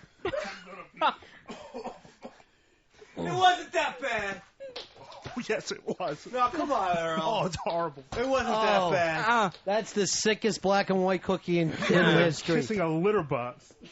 It wasn't that bad. Come on, you like the woman. Martin Luther King never had that dream. He's got really sensual lips, though. Like you really were. You were like Martin Luther Queen in here today, Earl. I'm not. Yeah. All right. Now do another one, but wearing makeup and wigs. We're going to reenact the scene from JFK? Yes. The JFK scene. That means Lily's got a kiss again, though. She's trying to escape. All right, Lily, was that good enough for you? No. What? What? You guys were barely touching lips. Come on, she really is right. She's the one who gets the demand. We got really into it, and they're just... That is true. You got to get into it as much as you want the girls to get into it. All right. I'm into this one because he smells so much better than Pitts. Yeah. These interracial couples always have such a tough time. Why don't you just let him smell your neck for a minute, Earl? See if that's... And just nibble a little bit. Nibble a little bit. Nibble a little bit. All right. Get some of that ear. All right, Earl, drop down. Tommy Sticks, Earl. Tommy Sticks. Oh, God. There's a new equipment. It's the Ron and Fez show. Earl and Dave are going to make out in hopes that baby and girl and Lily will after. Is it a full 5 seconds that we're going for here? 5-second rule. 5 full seconds, lip on lip. Now, I will not be watching because I am so grossed out. So, Fez, you check to make sure official. I'll watch every second of it. Let's go. Let's go for this and one. Begin. Let's go, big boys. The kiss has started. The interracial kiss. They're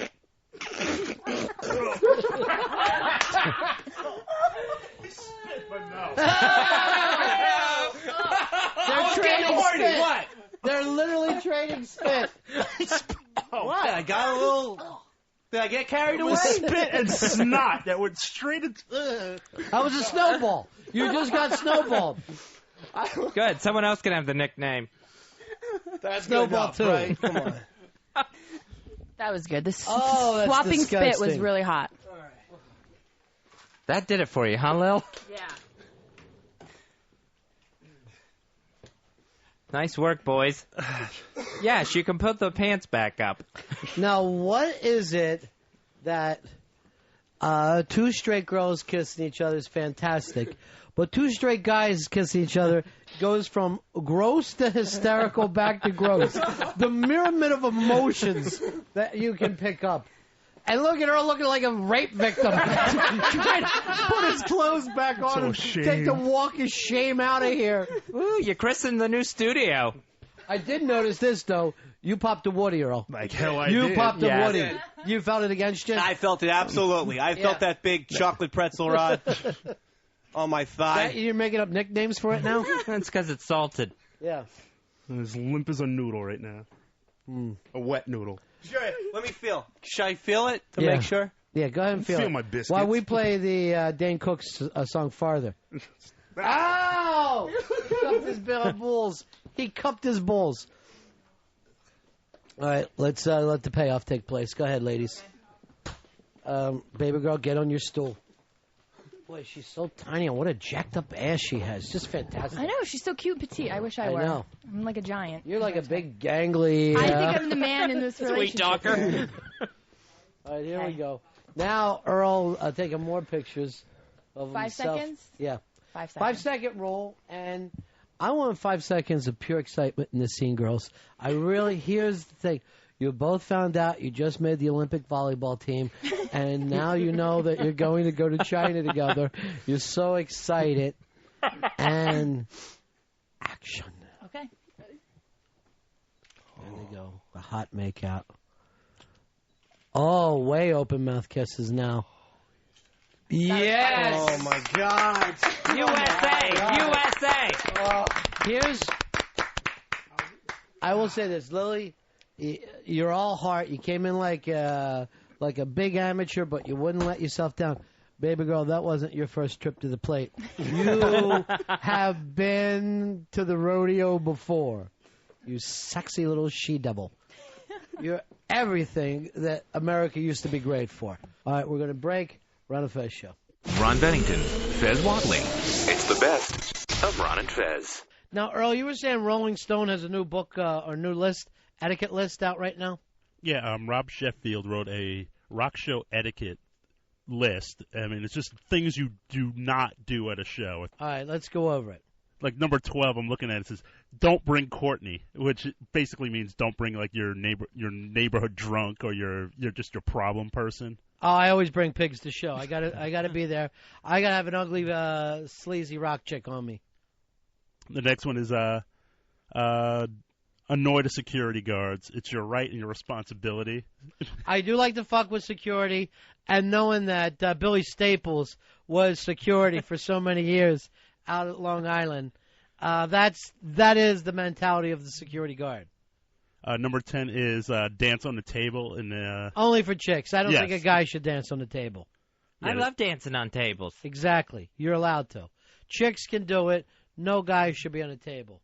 And let me tell you something, too, chicks. If you dance on the table, your ass and pussy are going to be touched by fucking strangers. Let's not make a big deal out of it and act like you're offended. You throw it out there, guys are going to be reaching up, grabbing, then either jump off and go, oh, this is not my place, but don't start screaming that, for a cop. Yeah, it's one or the other. Number 9 is the don't say the woo thing, which is awful. I said it awful, but that is never cool at a rock show. The Ric Flair? No, the really like you'll hear it like at like LA comedy shows where you hear like a woo and that whole awful thing, especially during a quiet moment, which is the worst. I'm trying to think if I've ever wooed at a show before. It's just whooping. Yeah, I don't think so. Most of the time, I got to tell you the truth, I don't even applaud. Number 8, and this one, I want to strangle the person who always does this. They say, don't worry, they'll play it. Right. If you're at a Skinner show, you're going to hear Sweet Home Alabama. You're going to hear Freebird. Don't 2 songs in go, I want to hear, because if you don't, you'll be able to fucking legally sue them. You'll have the rights to sue them if they don't do the hits. But, yeah, when you're at certain shows, they're going to do the radio hit as an encore. So stop screaming it out all night because you just show yourself as somebody who doesn't know the catalog. You're an idiot. The opposite of that, which is even worse, is like the super fan who knows the entire catalog and they keep screaming out the song. They're never going to I have been at shows with people who start to jot down the playlist so later they can either post it or show their friends. I don't think you want to have a pen at a show. Yes. Like if you're at an Aerosmith show, it's like, hey, do Lickin' a Promise. And they'll scream like Lickin' a Promise from Rocks. Like all night long, right, like they're going to do it. And most of these guys, believe it or not, they have their own playlist. They play it in every single town. So they're not going to hear something yelled from the cheap seats and say to themselves, yeah, let's go back for that old chestnut. Yeah, let's see, number 7, and I'm guilty of this one. Don't bring the camera. You take a camera in the show? Yeah, I always like to shoot the bands now because now that I've been shooting a lot for the last couple Axl Rose will kick you in the face. Yeah, yes. You see, you got to remember something. They sell those pictures, Earl. Yes, I understand that. I mean, certain shows, they'll specify whether or not you can bring a camera or not, but if it's not on the ticket, I'll bring a camera and shoot. And everybody has digital cameras anyway. It's disgusting. I think everyone holding up the camera phones it's taken away so much from the show for me. Yeah, it's just a distraction. I was at a U2 show, and Bono just goes, I know you have them, so instead of it's become the new lighter. in a weird way. It's like, okay, everyone you brought them in. Everyone hold up the camera phones, and you just see like this blizzard of lights from everyone's camera phones. It's so dorky. Yeah, I'm still in the lighters. I'll be the one guy with a lighter. Number 6 is earplugs are your friends. Bands wear earplugs, roadies, promoters. You should always wear earplugs. I can personally attest to that. I went to a Metallica show, and my ears got screwed up for 3 days. My hearing is ruined from Metallica. I think it was fucking during Master of Puppets. It's fucking 4 days later, I'm still hearing ringing, and then I don't think I've ever gotten my full range of hearing back from it. So it goes on all the time at shows. Yeah, the pyro, we were in the snake pit, which is under the stage, and we're right next to the pyro. It was painfully loud. I mean, you couldn't hear for 3 or 4 days. Yeah, and I mean, that does create permanent damage. It really does.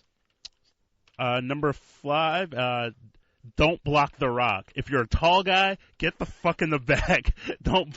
Because tall guys, for some reason, if it's a standing room only show, feel a need to be all the way up front and like have complete disregard for everyone else who's under 6'4". All right, here's my problem. It's not so much tall guys, but a tall guy will want to throw a chick on his shoulders. And I'm sorry, that's fucking too much. If we're going to chicken fight, let's do it. Or at least if you're going to throw them on the shoulders, like, hey, have them show something at least. Get the titties out there? Yeah, share with the crowd. I say he's got everyone back. If I throw a chick on my shoulders, she's fucking turning around. I muff the nose or else I'm not fucking holding her up. I don't need pussy on the back of my neck. I already got enough problems in my life. Number 4 is slap the guy who yells Freebird regardless of whether or not it's a Skinner show. It's not funny. It's not a funny joke. It's been done now for decades. It's never funny. Actually, some kid will always laugh and keep it going. And then he'll probably yell it out the next show. Whenever I hear it now, the next call out is douchebag or dickhead. Because it's rude and it's just not. It's just unfunny. It's not unfunny. The joke doesn't work. Maybe it did in '78 after the plane went down. Yeah, I'd have been laughing my ass off. Number 3 is when does the plane go down? 75. Yeah, I think within 4 years she's still into the joke. Number 3 is the less talk, more rock. It says here, when the spirit moves you, yell, dude, you rock, or even you rock, dude. But don't have this ongoing conversation while the show is going on. Again, especially during quiet moments. Friend of ours, Fezzy, got in this whole thing with Chrissy Hine at the Pretenders show. Started explaining something very long to Chrissy Hine, where everyone in the place started to hate her. He got into a fight while she was on stage? No, not a fight. She goes, I don't know what this is. She says, brings up something about the town. And this fucking broad stands up and starts talking to her. And then, it's what I call a run-on-Earl statement where she doesn't know how to tie it up, doesn't know how to get out of there. Once she started talking, she's stuck out there. She's got a one-on-one with Chrissy Hine scheduled here. Number 2 is you're either in the pit or you're out of it. Whereas if you're in that pit, you got to throw down, you got to do your thing. If you just want to stand in the pit because it's close to the stage, you're just in the way. Get the hell out of the way. Yeah, it's a tough call there. I understand what they're saying. A lot of people will try to use the pit to move up close to the stage, and they're like, hey, cut it out. I'm not part of this. I'm sorry. That happened to my friend Daryl at a Fishbone, so he was so mad because he just went to stand and watch the show. I was like, you don't understand. You're either in the pit or you're out of it. I mean, he's getting kicked in the head. He got a shoe thrown at him, and he was just trying to – I'm like, you're either part of the pit or you're not part of the pit. Get out of the pit. If you're in the pit, you're going to get hit. Yeah, absolutely. Did Johnny Cochran say that? I'm not sure. Yeah, that was Johnny. And the number one reason is the number one thing, you say show. You never say concert. All right, Fez, so you got to say you're going to the Poison show. I'm not going to the Poison show. I want you to be there with Wiki. If Wiki comes up, you'll go. I'll go with Wiki. Yeah. So call him back and say if he wants to go with Fez, it's all lined up. Yeah, I'll go if they can get a time machine. And if it's on the strip. In 87, I'll go. 86. 87 was too weird. Jason, you're on Ron and Fez. Hey, what's going on, buddies? Yeah. I don't think it was on the list, but not to do is catch the girl's hair on fire in front of you with your lighter. I've seen it happen. Really? Yeah, I've seen it happen. I did it. Well, I mean, you're in a close situation. If anybody's lighting a joint or a cigarette, you're basically, your balls the butt down there, something's going to go up every once in a while. These women have a lot of hair. Jabe, you're on Ron and Fez. Yo, I just wanted to give Earl a big fuck you. I'm 6'11", and if I pay to stand up there in front, I'm going to fucking stand up there in front. It's not my fault that God dealt you a short hand. You know what, big man? I'll take a machete and chop your legs off like the fucking Tootsies and the Teetsies or wherever Earl comes from, and I'll be over quick. Yeah. You're 6'11". You got to realize I'm taking up a little too much room. Yeah, you know. Hey, and also, don't wear the band's T-shirt. Yeah, I do have a problem, wearing that band's T-shirt. It's okay to wear another band's T-shirt, but you don't want to wear the band's T-shirt that night. And this always bothers me. When someone in the band wears their own T-shirt that's for sale up front. It's a real merchandising thing I don't want part of. Here is Richard. You're on Ron and Fez. Yeah, drives me fucking crazy is related to the in the pit or out of it. Yeah. Is the girls that get in there and their protective fucking boyfriend that wants to fight everyone that gets close to her. Right. Drives me crazy. Yeah, so, he's standing in front of her, Fez, acting like because she's so precious and beautiful, keep the pit away from her. Why don't you keep her home if she's so fragile? She's made of glass. Yeah. It's a problem. 866-RON-0-FEZ, 866-RON-0-FEZ. This is a list that Earl said Rolling Stone came up with? Yes, Rolling Stone in their recent issue, written by Rob Sheffield. So here's where we are. There's actually rock rules now. There's rules on rules of etiquette, how to act at a concert. Let's go to an actual rock star. John Mayer has called this. He wants to add into this. How you doing, John? Hey, man. How you doing? What's up, buddy? Not much. I thought I would weigh in. I was just driving into work and listening to the etiquette and thought I would give the celebrity camera phone edition of rock and roll etiquette. Now, does this drive you crazy or you like it? Well, though, it's I thought for a long time, celebrity kind of, rock star fan relations were kind of in a nice kind of sanctioned kind of 50-50 kind of thing. And the worst thing that ever happened to any famous in the world was any kind of a camera where you can see exactly what your shot looks like as soon as you take it. Right. There's a built-in luck of the draw when you take a shot that either I'm blinking or you're blinking or you're not, and you have to wait to get your picture developed to see how it came out. And now, people who take the picture with you, hand them the camera back, and they go, let's check. So now you may be taking 2 or 3 pictures instead of the one quick one. Yeah. Exactly. And that always ruins the entire vibe for anyone behind you because you are burning out the artist's ability to communicate with people like 10 to 1. Right. You're like 10 people in one. And, when you're at the show now, I'll look up, I'll see entire rows of people just holding up these camera phones. By the way, did anybody tell you that it's John Mayer calling? Yeah.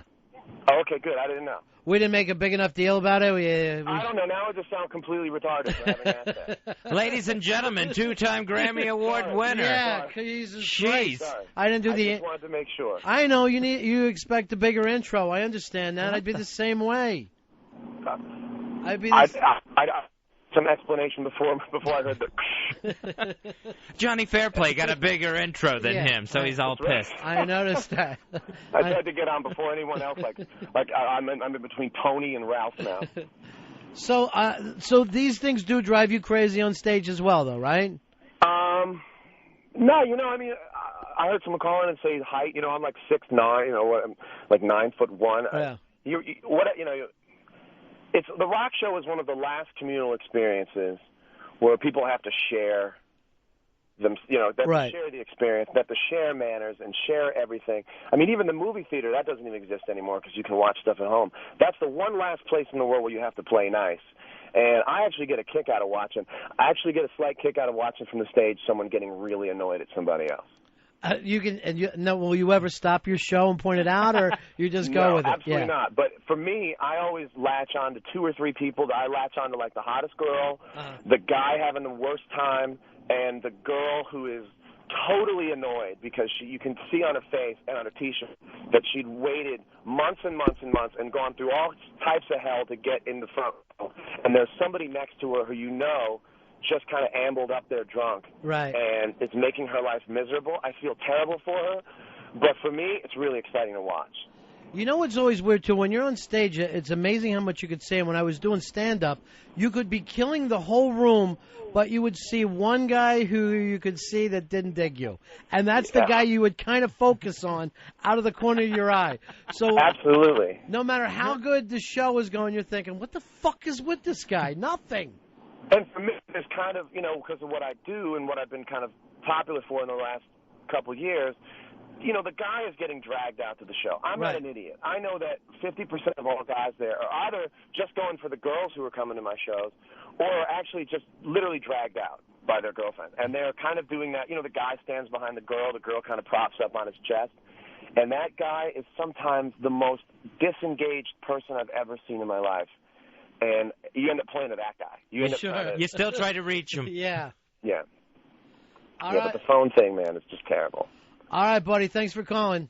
Thanks, you guys. All right. 2-time Grammy Award winner. There he goes, John Mayer. Woo! He's the best. Jeez, we got to I forget about the celebrities. They need more than most people. Put on your velvet gloves. You know this is John Mayer, don't you? I don't hear you guys really put me over as well as you should. Were you told this was John Mayer? That's my favorite all day. Yes. Yes, we were. 866 Ron Zero Fez. 866 Ron Zero Fez. Here's Brian. Brian, you're on Ron and Fez. Hey, buddies, what's going on? Yeah. Hey, bringing back to the whole rock show etiquette thing, especially in the pit, man. If someone falls down in front of you, you got to help them up. Can't let them get trampled. All right. Yeah, I do see that. I see it all the time. And normally to an outsider, they don't understand how much those guys are really working to save each other. Me, I got no time for it. You knock me, and it's a fucking, I see it as aggression. I don't know the whole homoerotic, don't you wish we could fuck instead of being on a metal show. I'm fighting or I'm not. Paul, you're on Ron and Fez. Hey, what's going on, buddies? Yeah. Don't reach over and ask me for my joint unless you got one to smoke with me.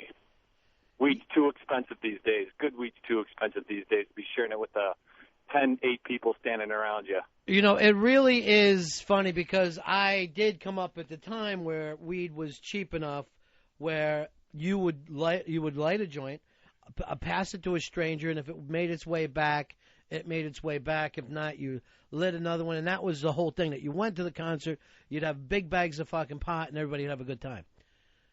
Weed right now, if a fucking stranger tries to grab that joint, you're going to yell, this is $600 an ounce.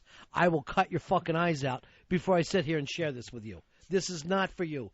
You want to smoke pot, you get a job. This is for me and my friend, and that's it. That's as far as it goes. Because weed, people would share. It's like Coke. No one ever fucking shared Coke. You had to fucking say to your friend, I see you go in the bathroom. And oh, no, we're just going to, fuck you, let me in. And then finally, after pushing, you could go in the bathroom with them. That is where marijuana has gotten itself. 866 Ron Zero Fez. 866 Ron Zero Fez. Here's Jim. Jim, you're on Ron and Fez. Hey, what's going on, boys? Yeah.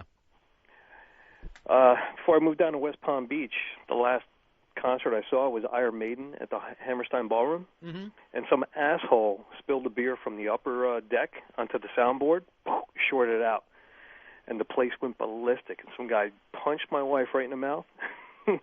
At the time, I was a little pissed off, and I was one of those guys that try to, defend her, but now I'm like, since I caught her cheating or fucking a friend Wait of a mine. minute, she spilled the beer on... No, she didn't spill a beer. Some asshole from the upper deck. Why did your wife get punched in the mouth? Because the place went ballistic, because Bruce Dickinson, basically Iron Maiden, how everything is, just coordinated through computers and all that kind of shit? Okay. As soon as, the soundboard started smoking, and we were tripping on mushrooms, I forgot to tell you about that. Well, I would figure you're going to be at a Maiden show. You can't just be there normal. It was a good show until that. Eddie comes out, the big, animated monster, whatever the fuck you want to call it, comes out, and then all of a sudden we look over, and there's smoke coming out of the soundboard, and my friend who's tripping on mushrooms goes, smoke on the soundboard. Yeah, well, let me tell you, you're at the Iron Maiden show, 2006. Take what's given to you. Take what's given to you. Here's Jeff. You're on Ron and Fez. Hey, buddy. Yeah. If people, first of all, did they tell you this is Jeff? No, I'm sorry. This is Jeff from Ohio, so I'll put that up there. The Buckeye State, ladies and gentlemen. Hey, people that are singing the words out loud and should never be singing, period. I have been next to all the young dudes carry the news. You're like, bro, please. Let Bowie fucking do it. I want you to sit quietly. It's so loud they think that no one can hear them singing. Well, they can't help it. You know, they're just so overtaken with joy and excitement. Here's their hero singing their favorite song. And it's terrible that people now just will put the mic out for, the crowd to sing the second verse of Breakdown. No, I'm here to see Tom Petty. Tom, would you please take the microphone back and you sing it rather than have our whole section? Sometimes he's just lazy that way. Here is Mike. Mike, you're on Ron and Fez. Hey, what about the guys that go to the concert and blare music out in the parking lot of the band you're getting ready to see? Yeah, that's annoying. Yeah, that's annoying. That as you're walking in, he's playing the new album as you're walking into the place. Well, he's taking it upon himself to give out the pre-show entertainment for everyone. Bill, you're on the Ron and Fez show. How are you, buddy? Hey, buddy. This is Bill from Pennsylvania. Bill from Pennsylvania is here. How are you, Bill? Hey, buddy. Hey, you guys touched on it earlier with a T-shirt thing, but what about the 40-year-old middle-aged guy with a big gut wearing his vintage tee from high school, and he's just pathetic looking, not like some hot young chick in a vintage tee, Yeah, but, the thing is, at least it's his shirt, rather than the girl who's bought the... Have you seen these shirts that they sell now, Earl? And they sell them new, but they're like old shirts from the 70s of bands that weren't even hip in the 70s. They look like recycled. They're not recycled, but because they're brand new. Yeah, but then they're made to look old. Yeah, it's like, what are you doing? You're killing me. I don't even understand it. And yet they'll have whatever concert tour. Somebody wrote to me so mad, Earl, that yesterday you put down Journey. They were fucking. They actually said this, Earl. Two words, Escape album. And I go, I don't think you've made a case for yourself. Has that turned you around, Earl? I got 2 words for that. 3 words. It still sucks. Here's Al. Al, you're on Ron and Fez. Hey, guys, big fan. Yeah. Show etiquette, the guys I hate are the fucking douchebags that high-five each other like they didn't know the hit song was coming, like when Bon Jovi's getting ready to play Live on a Prayer, like that wasn't in the set list, right, jackass? Yeah, right. Then they'll just jump up and, yeah! Well, they should, because through their mind power, they willed it to happen. But see, here's the thing, though. When there's an R-song situation, I think that should be between a man and a woman. I'll even be liberal enough to say it's between lovers. 2 buddies should not have their song. They don't need to have Barracuda by heart as something that reminds them of each other. This is ours, man. Yeah, it's wrong. That is for people who have sex. It's not for pals. We need a song. You know what our song's going to be? It's Hit the Road, Jack. That's going to be the song for us. Never mind then. Yes. No, you want a song? Here's Tim. Tim, you're on Ron and Fez. How about when you got to wait online? You got to piss like a racehorse and you're waiting online for 15 minutes because some dude decides he has to bang his chick in the porta potty when you're pre-gaming. I'm a sink pissing motherfucker, and if we're outside, that's a fucking bathroom to me. I'm not playing a fucking game of waiting like we're a bunch of women with vaginas.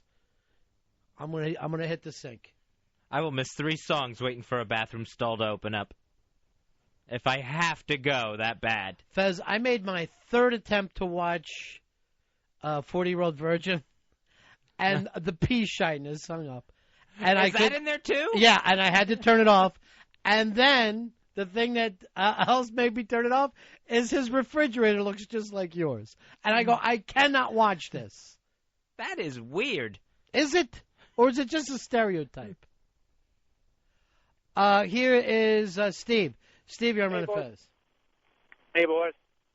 How about at a general admission show, the people that show up 2 minutes before the band goes on, who try and weasel their way up to the front.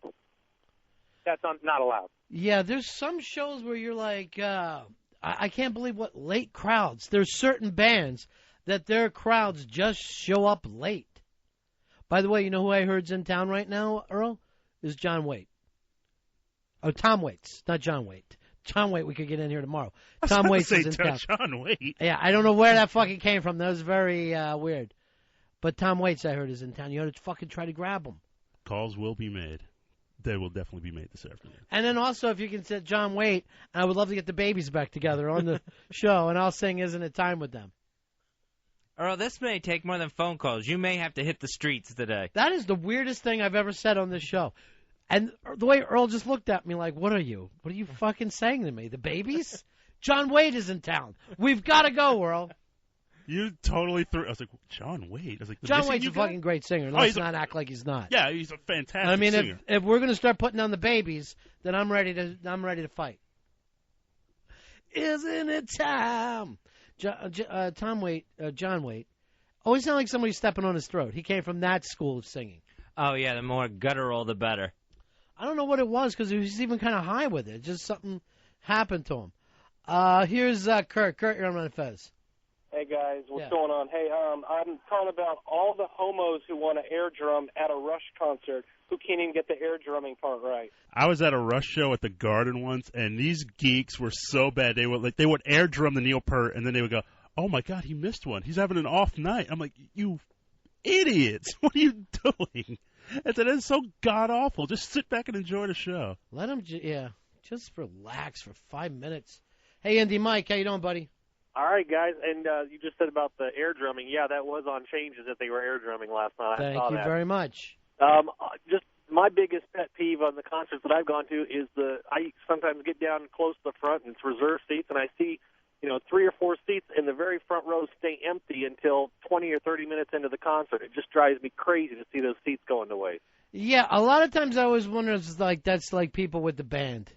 Well, I wonder, a lot of times the people that show up don't even seem to know half the songs the band's playing or care about. But you know what it also could be is like corporate seating. Like one of the beer companies or Coke companies or something has that, and they just they go to people who couldn't give a shit. It happens with football games, baseball games, basketball games. Every time where I'm like, wow, these are unbelievable seats, I find myself sitting next to people talking business.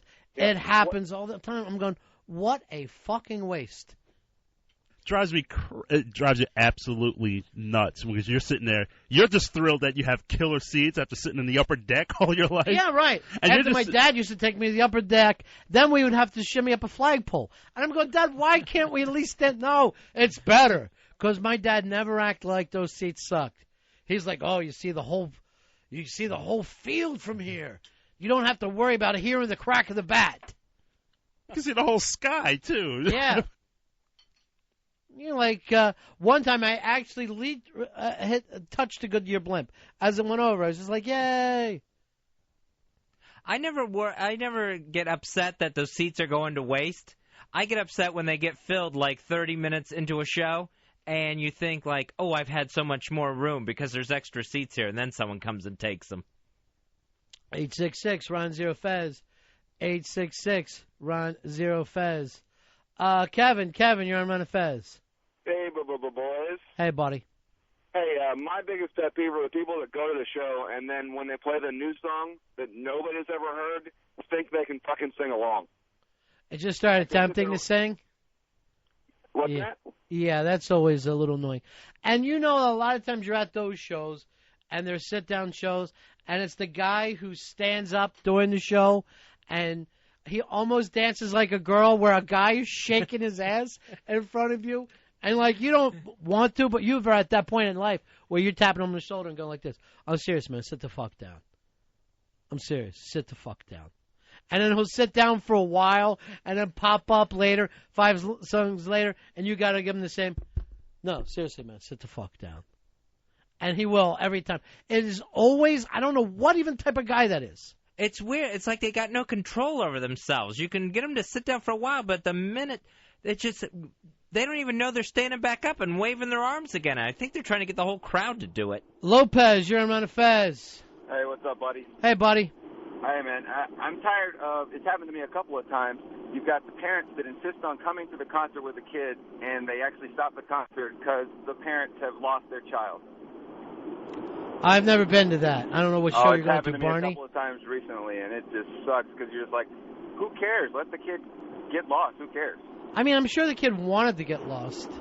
But these kids think that they're just like, they're all in these rock bands, and they're just like, everything, you know, they're what's happening, and they're not. They're too young to be there. So why bring... I don't know. Have you seen this show, Tabloid Wars yet, Fez? I haven't seen that. It's on Bravo, I think. But you know who Rush and Malloy are? It's a couple that writes for the Daily News. Yeah, the gossip columnists? Yeah, so they're married. Rush and Malloy are married. It's a man and woman. And they have a 7-year-old kid. And this was just a very small part of this. But the 7-year-old kid is obsessed with Queen. And he's always looking him up on the Internet. And he goes to his mom, how do you spell eBay? And she's like, no, I'm not going to sit here. He loves Queen. He's got in his head, he's got to see, read, and listen to everything with Queen, a band that died years was going years before he grew up. That is so odd. I just wonder where a kid gets something like that. How does that just get in his mind where now it's an obsession? Well, all the information is out there. All the music is all there now. It's all on the web, and a kid can get into whatever he wants to. It doesn't have to be new. You know, everybody I grew up with loved the Doors. We listened to Doors all the time, but Morrison had been dead for years, but it didn't change anything. We loved them. To this day, I love the fucking Doors. Earl never plays them in the beginning of the show, though, because he's too cool. He's way too cool for that band from Los Angeles. They're too overplayed in his mind. First Journey, now the Doors. I didn't mind the Journey. The Doors, that hurts my feelings a little bit, Earl. Chris, you're on Fez. Hey, lately, the last 2 shows I've been to, I've had 2 college girls tell me to not smoke pot around them because they're allergic to it. I've never had that before, ever, until this year. What shows were you at? It was a Dave Matthews show and a Phil Lesh show where everyone is smoking pot anyway, and I happen to get the girl that's allergic to it. We didn't stop, but we just told her to move. We weren't moving. I'm sorry, you're at a Phil Lesh show. You're going to be fucking smelling some pot. I understand some shows you're going to be surprised with marijuana, but that's ridiculous to me. Mary Beth, you're on Ron and Fez. Hello. I just wanted to say, you know, like the general mission shows, I like the 14-year-old kids. The parents look like they're having more fun than like the kids are. Yeah, what kind of shows are they? Like classic rock shows? No, like Simple Plan or like any like punk shows. Right. They just look like they're having more fun than the kids. Yeah, I've seen families together at punk shows too, and I'm like, things must be odd back there. You know, like, things got to be a little bit odd at the house. Oh yeah, Right, peace definitely. 866 round 0 Fez. Fezzy, let's go to our buddy from RonFez.net. Here's Bobby Pantera. How you doing, Bobby? Hey, what's up, guys? Bobby, what happened? You run a Clinton again? What went on? No, not this time. I'm going to share some concert etiquette with you. By the way, the last time you called in, you did a topic that we had been talking about before, and I saw that Mikey Boy wrote up, does Bobby think it's yesterday? I don't know why that cracked me up, but it was more like he was worried about your sanity than anything else. Yeah, he got me on that one. I had no comeback for him either. Now, Bobby, do you hate when you go to a show and your favorite performer gets shot in front of you? Is that the worst? That's just not cool, man. I know, it's awful. Yeah, it really is. It's rude, is what it is. I'm gonna hang up on you guys, really. No, seriously. The one thing I hate about a concert is when you're standing kind of next to the pit, and then you got the nervous guy standing behind you with his elbow digging in your back the whole night. It's like, dude, if you're that afraid of me falling into you, go stand in the fucking corner, please. Stop putting your elbow in my back. So he's using you as a shield. Yeah, exactly. I'm not your shield, buddy. I'm not. You're not my girlfriend. Please get away from me. And another thing is, like, if you do stand like off to the side, and you're trying to enjoy the show, and then just some couple of idiots start trying to mosh pit in the middle of where people are just trying to enjoy the show. Right. That drives me crazy too. Yeah, there should only be one pit. I don't like when they try to get a mini pit going. We'll make our own pit. And We'll give you the right. And no pit upstairs. Upstairs is far away. I don't want you in an aisle trying to start a pit in the cheap seats. You either go down front or nothing at all. All right, Bobby. All right. We'll Long live Dimebag. I'll see you guys. All right, see you later. Poor Dimebag. The problem, too, with Bobby Pantera is we always do something on the day John Lennon died, same day as Dimebag. Here's Ryan. You're on Ron and Fez. Hey, I hate when I go to a concert and all the fans standing around complaining about all the other things the fans do. Did you think it was going to get a big laugh? Yeah. Yeah. I know. It happens to me sometimes, and it happens to Fez all the time. Happens to me a lot. Happens to you every time. You know what I want to honestly see you get, though, one day? What's that? Laugh. I get a laugh every once and again. When? When's the last big laugh you had? Can't remember. Thank you. Here's John. You're on Ron and Fez. Hey, guys. Yeah. We went down to AC, and we got comped from the gambling to see this oldie show. And Benny King comes out, and he's doing all the old Drifters tunes. Mm-hmm. So he's doing Stand By Me. And during the whole thing, he's passing the mic around to people and having them sing like certain verses and stuff. Right. But as one guy grabs the mic and it echoes through the whole joint, he goes, "Why don't you fucking sing for a while?" Yeah, Jersey, that's going to happen. Benny, I'm sorry. I know this stuff goes over nice everywhere else. You go to Jersey and some of this shit's going to go down. Here is Perry. Perry, you're on Ron and Fez.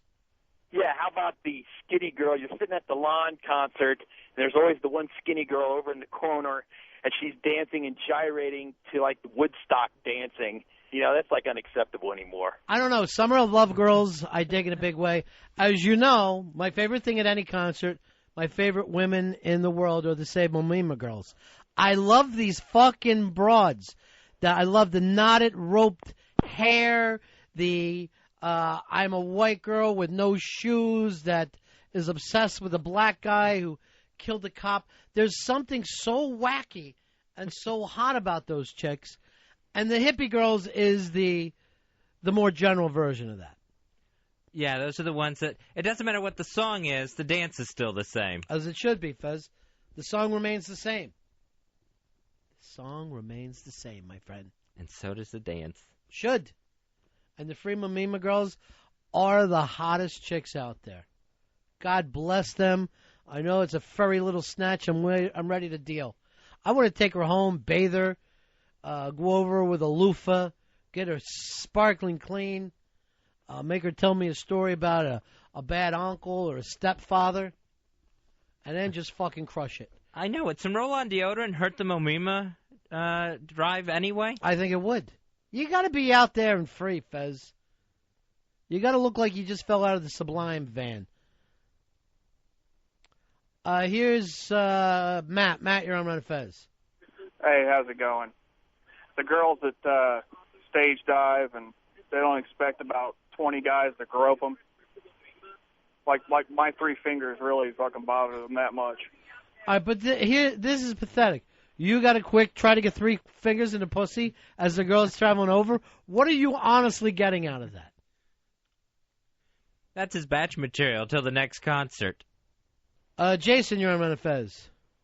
Yeah, what about the guys, the random guys that show up and don't want to pay for a cup when you bring a keg to the parking lot before the show? I used to be that guy very much. I would be the guy trying to fucking guzzle as quick as I could before I went inside. I like the guys who just sit in the parking lot during the show and don't even come in at all. They're just out there getting high, and then people come out, they're like, hey, how was it? And then they go home. Ron and Fez, XM 202. XM 20 on 20. The power is yours to decide the top 20 songs in the XM nation. You decide who's in the countdown. I can't wait to fall in love with you. When you're gone, the pieces of my heart are missing you. And big girls don't cry. Vote now. 8 866-553-2020. Or vote online at 20on20.xmradio.com. XM 20 on 20. XM's Baseball Confidential. When you get to the big leagues, there's an old saying in the game, as a rookie, you keep your eyes and ears open and your mouth shut. And Thursday, November 29th at 6 p.m. East, Baseball Confidential takes the stage with Tony Gwynn. Encores on MLB Home Plate XM 175 and XM Sports Nation XM 144. Check xmradio.com for encore channels and exact show times. Baseball Confidential, a revolutionary original sports presentation from XM. Here at Laugh Attack, we get tons of email. For example, Dear Laugh Attack, I am leaving you. You don't pay any attention to me anymore. In fact, the only way I can get your attention is to write your stupid channel. Why don't you just go and marry your beloved Canadian comedy? I'm leaving you for Jerry at the office, and we've cleaned out your bank account. Sincerely, Claudia. Well, Claudia, coincidentally, my wife's name is Claudie. Did she call Laugh Attack stupid? Laugh Attack, XM 153. The Heat plays the hottest degrees of hit music. You know what that means? You take some of this, mix it a little, and of course you gotta have some, and a little bit of, and there you have it. Now that's hot. XM68, The Heat.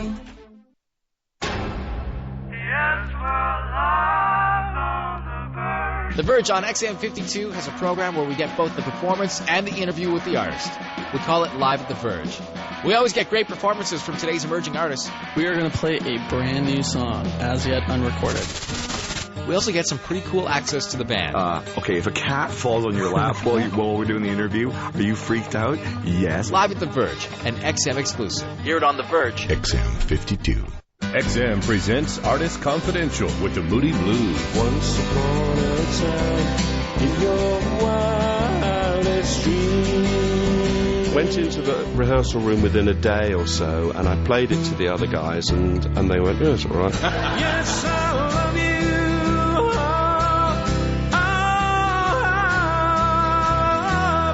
The Moody Blues on XM's Artist Confidential premieres all day Monday on XMX Channel 2.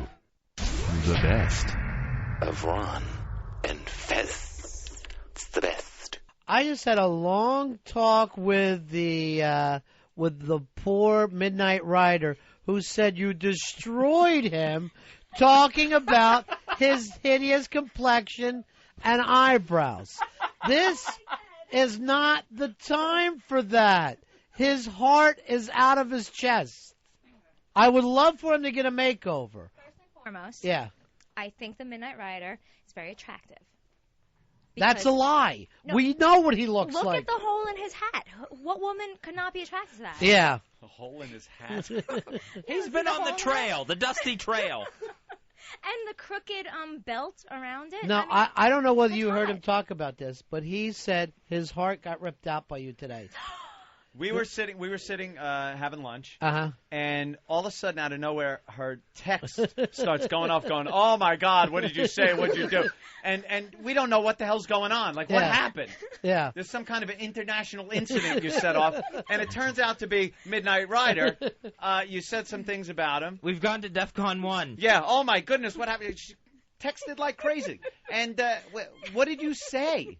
I told him I'd give him a makeover. She said said makeover. He needs to wear makeup because his That's not what I said. he's too pale, No. and that his eyelashes are right. freaky. No. She said his eyelashes are what? Too light. I said they were like fiber optics. You know when you go to Spencer's and they got those fiber optic things that show up with the little blue lights? His are like that without the electricity turned on. It's just these tubes of clear, and that's his eyelashes. So you don't think that he... See, here's the thing, his chick left because of what he says on the air.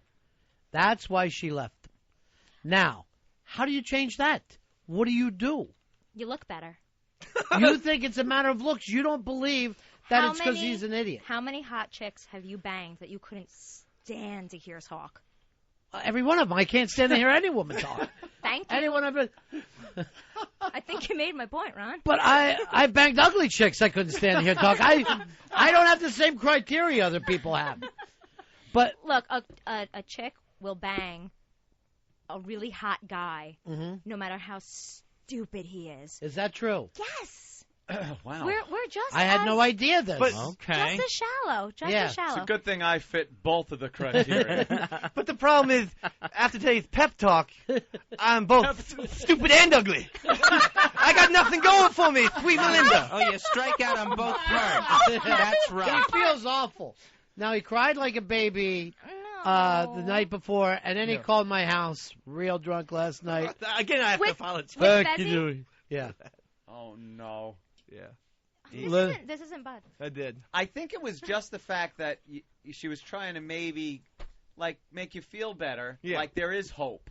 Oh, right. Kind of a thing. Yeah, Right. no, I know, but they Through say makeup and eyelash transplants. Ever hear the analogy, you can't put a silk hat on a pig, Daddy? That's what happened today. I just want to see him driving to work with the mask, the hat, and an eyelash curler in the mirror and get pulled over for putting makeup on in his car. What was great yesterday is like, I go, hey, I come in here, I go, you all right, Ryder? And he was crying through his mask. And I go, what is it? Maybe she left me.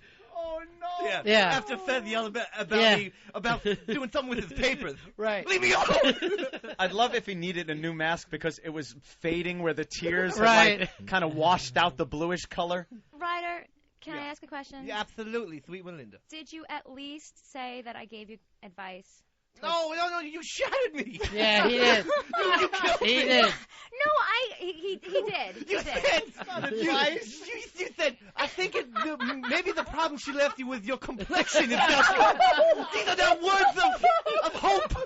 That's not what I said. He didn't take it well. Right, Ron and V, and Anthony, she also suggested me get in contact because of, quote, alien freak eyes. That wasn't today. Alien freak eyes. That was not today.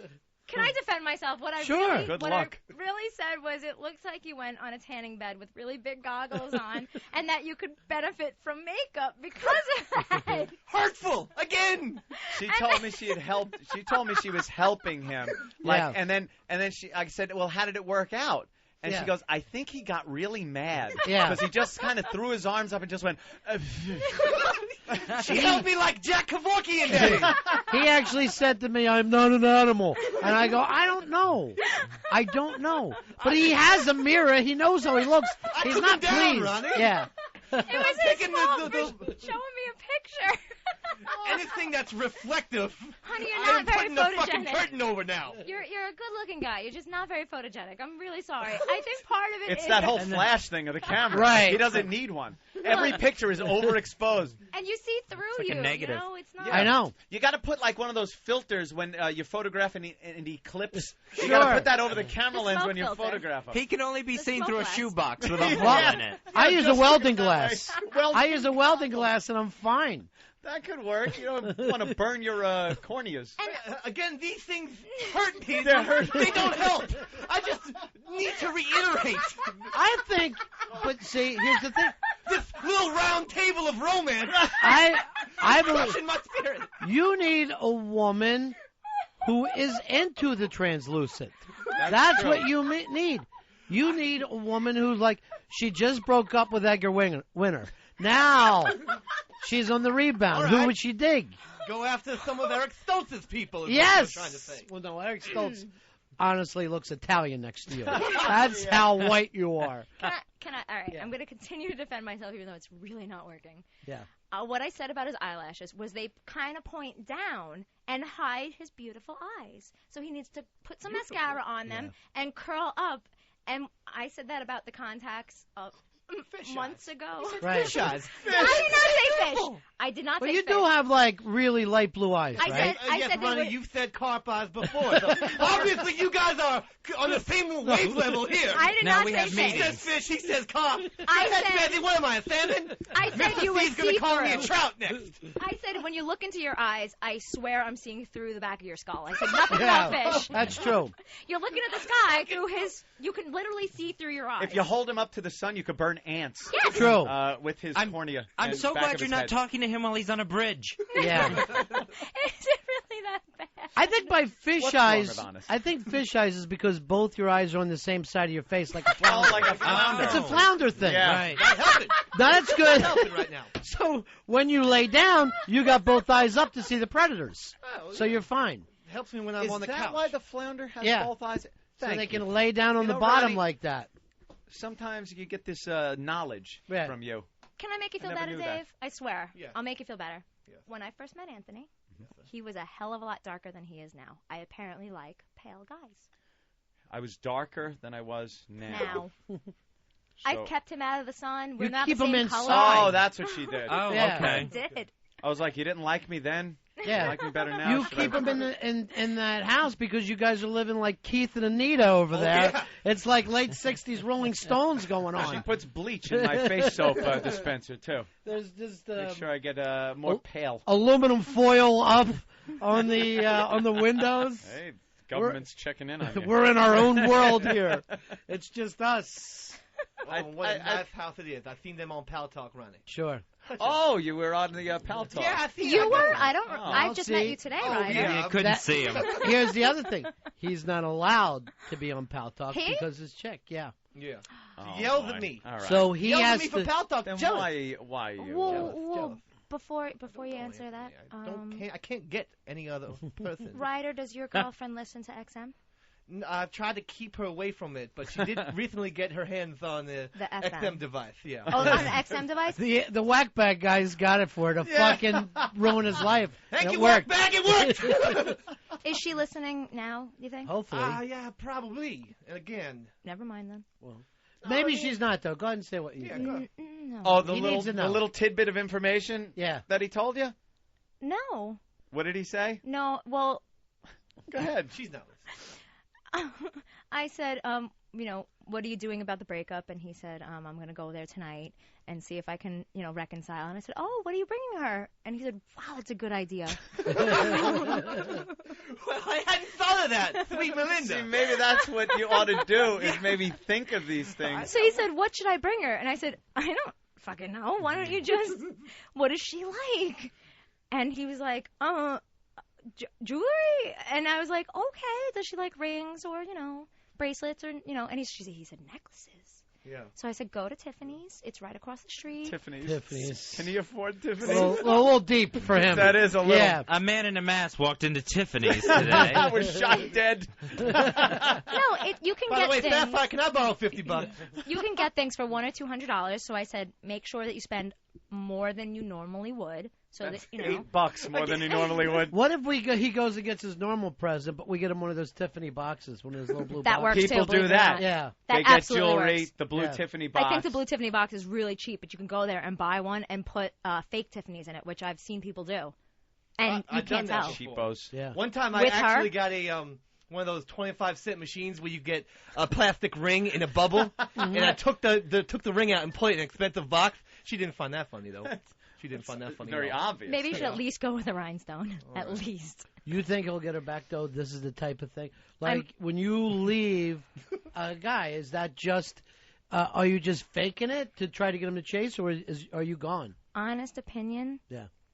I hope it doesn't work because I think Dave can do better. All right. Oh, wow. Please turn your XM unit off. Well, if you're listening, sweetheart. Wow. What Not about that- Midnight Rider? Yeah. Can Yeah, he the do rider better? needs advice. Yeah. 'Cause Dave fucking also, Obviously. also broke up with his chick. You, Yeah. Night. He's the Midnight nighttime Rider, guy. your chick is excellent. For Yeah, you. right. She's out of your league. Don't you get me confused. Now, I'll tell you what. I'll take that bet. I'm willing to bet that he cannot do better.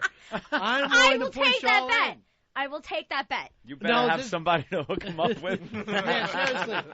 You better I hire a do. hooker. You hire a hooker. Would you think maybe spending a night with a hooker is what you need? Yeah. That's fine. No, Dave, I'm willing to try anything. you sell yourself short. You need a girl who has the same sense of humor, who can listen to your show and A laugh sense of with humor you. might Right. be. You start slow. Are you saying something about his girl or about him? No, I'm saying something about him, like Okay. someone with a sense of humor like his. I think you called her fat. Well, when it's sense of I humor, didn't say a word. I don't know the woman. See, sense of humor is planned, where his thing is not a sense of humor. Yeah. He's someone to laugh at. It's He like doesn't the know what he's retarded. doing. Yeah. So Right. she Just needs a laugh. sense of humor so she can laugh at him. Right. At me. I laugh at you all the time. I also, if there are any single ladies out there, I could use a lady with a drinking problem. Sure. He's I'm looking. not single, but hey, I fit half that She criteria. knows some drinking problem Yeah. girls. I don't know what the actual situation is with the girl and why it was, why you broke up with her. But is Dave it something said that terrible could be things about her. salvageable? You think, honestly? I really think if it's so. not, move on. I think it's salvageable. That's why I'm going downtown. I'm riding south to knock on her door tonight and ask for forgiveness. Here's what happened. This is what started this, which was really a year ago. Yes. While you were broke up with her last time, you told us that she blew a chef.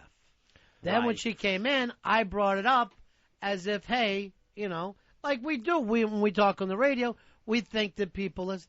Well, that hurt her feelings. She didn't want anybody to know that. Right. Yeah. And we had no idea that she Of course wasn't not. aware And that since- this was on the, on XM. Or Since think it's that anything happened- to cry about.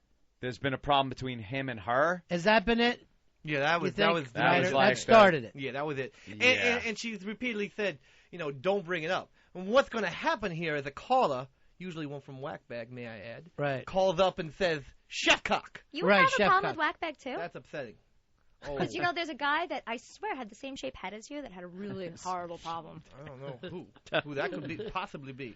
I hope you're not insinuating Eastside David, my arch Who? nemesis. I don't know him. He's aligned with the FBA, I guess. Right? Can I tell you what I think about Eastside Dave? Because I got a lot to say about that guy. Same problems? He's a Oh, jerk. so much more. He has a pot belly on him, and he's Oh, way no. too tall.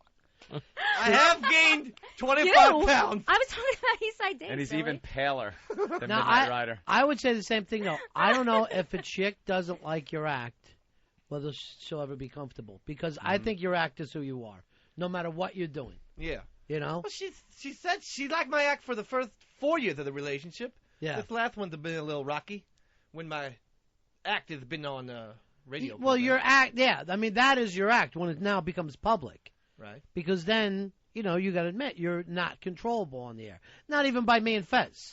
We can't fucking stop you when you come blurt in it and, out. yeah, you think you have an idea for the show. I'm just trying to help, Ron and Fez. Right, I know that. But we, have to accept we're going to get some good breaks out of you, we're going to get some bad breaks out of you. All right. Now, More sunshine than rain, though, I hope. she wants you, she wants you to, be someone that you're not, that's intelligent and together. Yeah. She also doesn't like when I come home and I continue with the jokes. And I make fun of her a lot, too. Yeah. Do you say you have chef cock breath? No, I just make fun of it. She has, weird toes and things. And also, this is another problem. I don't know if Mr. C can sympathize, but when I come home, I'm very hungry. I like to eat dinner, and then I don't like to do the dishes. And she gets very mad that I make her do the dishes after she cooked me dinner. No. Does she work? That's the thing.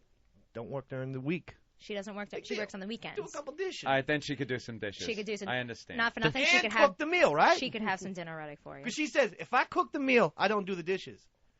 I say, baby, I don't. You got to move on, my friend. Yeah. You got to move on. You know something? You're in a perfect situation right now. It's over. She dumped you, whatever it is. It's her thing now. Just That's leave. true. You're a part of a huge popular radio show here. Why the hell are you begging and crying to this poor gentleman who has to put on a show?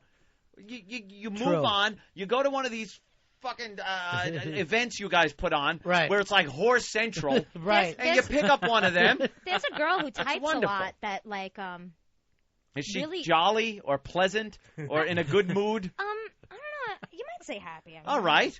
But- What about her? I've heard about this adept at typing jovial girl. Would you honestly think that she would go for him, though? Fuck no. Yeah, I don't think so No, either. it's not going to happen. She's out of your league. Go with anybody. No, no. I've It's not seen it. her. I met Know her. what it She's is. out of your I league. make a lot of drunken phone calls to her, too. Do In- you? in- Inappropriate. What does she answer I back? bet she regrets ever giving her number to you, man. Big Holy time. Jesus. Can I say something about her? Yeah, please do. Please do. As long if as you- it's not a Ron and Fez or a Fezzy, a caddy little thing comes after it. And now a caddy Go moment. ahead. I want to hear all about it. Caddy moment? I wasn't gonna be catty at all. Oh, okay. We went. I'm so sorry, Deb. We went to karaoke one Monday night and you guys ragged on me for taking Anthony out on a Monday. It was terrible. Monday you night. You can turn off the music. I School swear night. it's not going to be catty fezzy. It's not. She has really nice boobies. Yeah. She has nice You saw tits. them? The fuck I did. No one ever sees them. Whoa, how? How could this happen? Never shows on Pal Talk. She showed him. Why do how do women do this with I each was other? standing right next to you the whole time. It was when I was on stage, right? Oh, like I remember. Rocking. Fucking rocking. Yeah. In mid-song. To some Neil Diamond. And 2 hours later, he's on the air. I don't know, Will. You carry us today. I'm shot. What? It's 1999 or 2000. No, she had very nice breasts. How would this come up? You said, let me see him, or? Okay, Baby Girl and I were dumping water on Yeah, Baby Girl was involved, too. Baby Girl and I were dumping liquids on each other because I thought she looked good in a wet T-shirt, and she thinks I looked good in her sticky iced tea or whatever the hell liquor drink she was drinking. Yeah, when you throw water on somebody, if you're drinking club soda and you throw that on them, and then they throw, like, a friggin' cranberry and vodka. Slow gin fizz on you. Right. It's like a little stickier. Yeah. So I had to take off my top shirt. I was wearing 2 shirts, and I'd take off the top one, and because I was soaked through, and it started people wowing. I think, or I don't know the sequence. I don't know. It's Deb a little hazy. actually showed. But Deb, Wow. I said It's a something first. about her never showing, and she was like, fair. "Oh yeah," and she showed me. But I think I know why. She has very attractive nipples, but her areola is maybe a little small. Like, it's just like... That's not a problem. Now this is board gossip. Yeah. But I think maybe... I think, because, every girl is self-conscious about their breasts. So Are I they? think, yeah, like, I am... Like, what are they doing in that man's mouth? Right. Kind of self-conscious. No, I am mortified that, like, when Jimmy talks about large, dark areolas, that I am mortified that you might think that I had a large, dark I think areola. you have perfect areolae. No shit. I'm glad this got worked out at least. Yeah, at least this is getting worked. You don't want areolae like Midnight Rider's skin. Yeah. No. By the That way, would be Fezzy lighter. worries about the same thing, and that's why when basketball shirts and skins, Constantly. always shirts. Always. Or else he's not playing. I just walk away. Yeah, he just won't play. He'll take the effing gym. I'll fake a cramp. I go to the nurse. What type of cramps? I have cramps, man. I go to the nurse. You Sure, heard me. girl. Here's Frenchie wants to be a part of this. Hey, Frenchie. Hey, what's up, guys? Oh, this Oh, Frenchie. Frenchie. I was like, I don't The know wrong Frenchie. so- That's the wrong Frenchie. Hi, Mark. But I saw her tits. She was right next to you, Anthony. You didn't even see her. Ooh, Mark saw her tits. Mark was there that night? What? You don't remember? Why would I remember? Yes, because Why he would was I getting us remember? all drinks. We sent him to the bar like 80 million Oh, maybe times. that's why I didn't see him, because he was busy getting us drinks. Oh, garçon. I actually called him that. She was nice, though. I like her. Midnight Dave should like her. Midnight Dave. Where was the Midnight Dave? Where was the fucking phone cam then? Not for nothing. She was not for nothing. She was up on the railing, and she was above everybody's heads, and she had really like perfect size areolas, and those nipples that kind of like stick out, like they're not like they're not the same. Like you width. put a hanger on them? Kind of, yeah, like almost like a razor, like kind of like that, right? The head of a drumstick. They were so. Drums, not a turkey drumstick. That would look really weird. You mean the real one they play drums with? That drumstick, That's yeah. odd. From a medieval fair. Yeah, Renaissance festival. I've been with that woman before. And they didn't. Look like Aunt Jemima. Her breasts themselves didn't hang, didn't sag, and she's not 18, let's say. I Wow, don't and know you how just old full she of is. compliments. No. No, because she's no kid anymore. Because when I turned 19, you know what happened? Catty. My tits sagged when I turned 19. That was a catty moment with Fez. I'm not Fez. You don't remember me crying practically? Like What, my on your tits 19th sagged. birthday? Yes. I remember when the hair grew in on your 14th. Yeah, that was a bad day. dramatic fucking moment. Yeah, The you pony almost was late left. for the 12th, right? Do you remember when I used to wear that little short dress and I would walk up the stairs, you'd see everything? Of course It was I a did. little black dress, and I didn't wear a bra with anything, and that. The good old days, I call them, Ronnie. So when I turned 20, That was my 19th summer. When I turned 20 in the winter, The summer of my 19th. I recall buffaloes. crying to you that I looked in the mirror and my tits had sagged ever so slightly. Taking acid that night. You look like a Picasso to yourself. I Insane. did. So no, but what I'm saying is she's fucking built. Sure. That girl is. You ever see so her is on belly? the She shows treadmill. a belly. She shows a belly. Oh, good. That's what I want to see on Pal Talk, bellies. It's hot. Nothing beats Marissa. She's Oh not. my She's God. not shy. She'll show everything. Thank goodness. Marissa, I'm jealous Baby of you, girl. honey. You guys pretty much live on the Pal Talk after. Well, you know something. When you're mentally disturbed like we are, you really don't want to go out with real live flesh people. You want to be able to like close the browser really quickly. Yeah, you could just leave. It's Yeah. like when you go out to a party, you gotta. And I want to leave. I go. I just want to get out of here. I don't want to have to go through the goodbyes. Take Right. it easy, because you know it's another half hour at least. Get your coat. Your coat's inside. Let me tell you something. I heard something on the show the other day. Here's what I do: mouse to that little X on the browser. Click. I'm gone. No goodbyes. No goodbye. Fuck goodbye. Yeah, because I heard the last time that you were out hanging with us, you wanted to head home. Your chick was in no mood for it. She wanted to hang out long, and I was just like, I kind of just want to leave. I was- wasn't having a good time. When was It was the night of the homeless shopping spree. It was the yeah. right. Oh, when we went to the Ron and Fez Ron and Fez party. party. It had been a full day already. Believe me, I enjoy the company of Ron and Fez, but everyone else that is the peripheral people around your show, whether they're fans or staff, I don't want any part of them. I see. Do you remember Dave? He used to work for you guys, Dave? Yeah, Right, sure. Eastside Dave. Yeah, that guy. He was there that night, and you know how much he could drink? Right. Oh my God, the Jack and fucking. And Yeah. he had double Jack and Cokes. He was pouring into one of those oversized glasses that were like bigger than my drink- ass. Right, drinking like you're 15. Right. You know, like real fast. This is great. But we got booze. It's so Fucking classy. idiot. I'm not in any way disparaging him, though, because I said, shots, Dave? Dave, shots. Come, you're doing shots with me. And we went up to the bar, and we started doing shots, and he said, girl, you're drinking me under the table. And that's when I knew maybe it was time to Maybe I time think to that's go. his idea of a compliment. Right, too. it is. Hey, you're drinking me other. No one's Yeah. drinking Dave under the table. I don't have He's board a gossip. jerk, but, that guy. Let me tell you something. Yeah. It's the Rada era now, Daddy. Ryder, would you like to do me shot for shot, like, tonight? See if you can. Tonight, the Rada's on his first pony down to Jersey, Daddy. Oh, you're going Sweet, but Pony don't down do to it. Jersey. Yeah. If I can, Stone Pony. if I can okay. guarantee you get laid tonight by some random girl, will you not go back to your? Guarantee.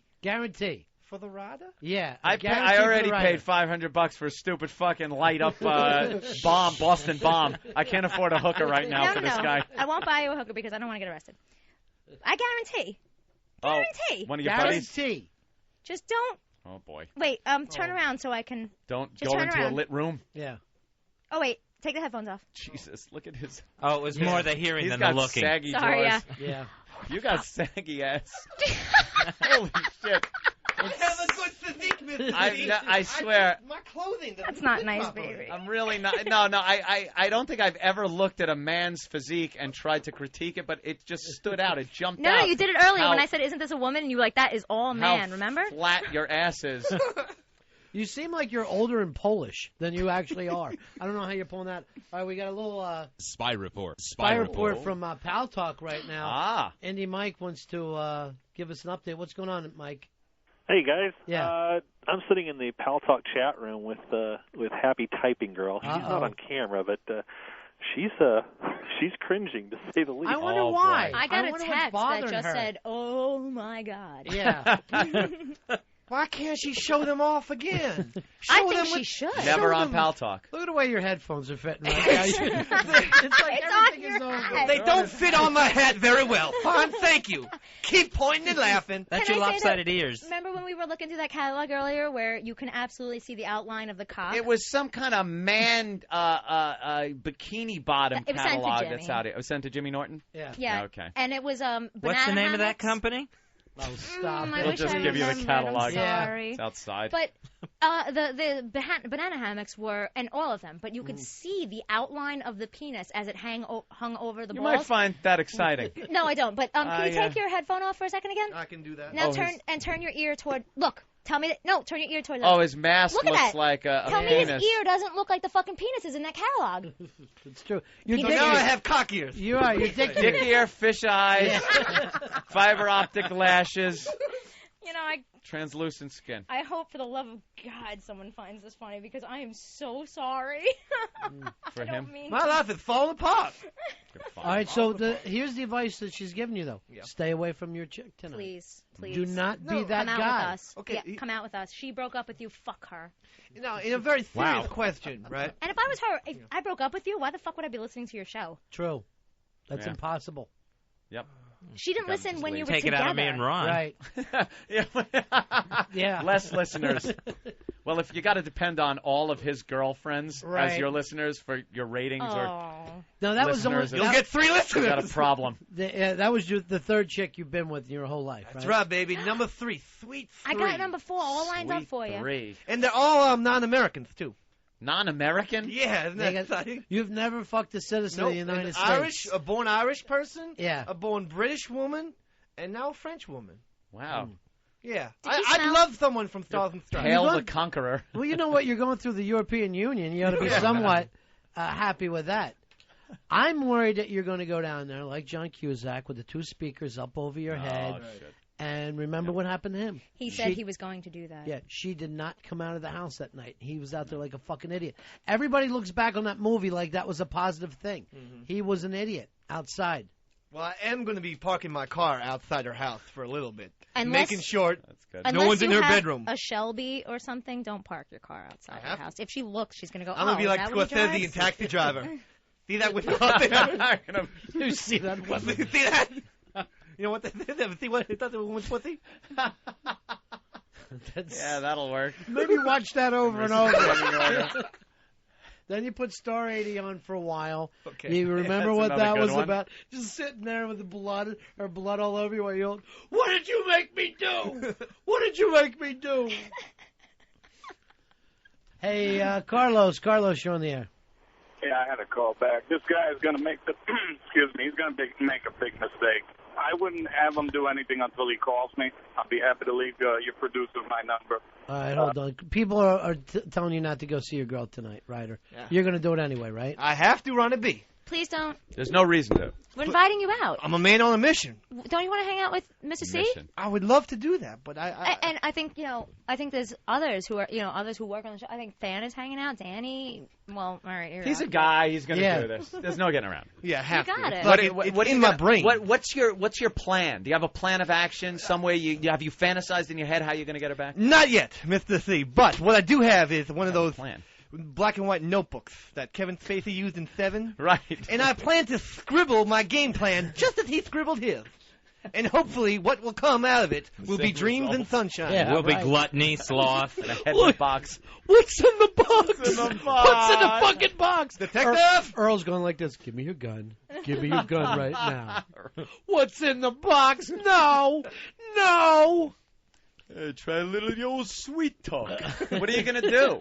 You're going to go up there. You're going to look like an idiot. She's not going to accept you because she's done. Move on. You don't know what you're going to say? Well, no, I don't. That's why Are I'm you going to bringing use the that notebook. voice? No, what are you talking about? You're trying to cross me up, mix me up a little bit.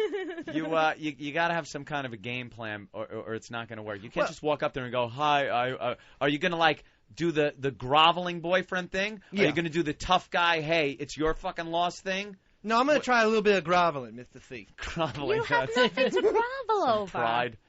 Yeah, what are you apologizing for? Yeah. Good question.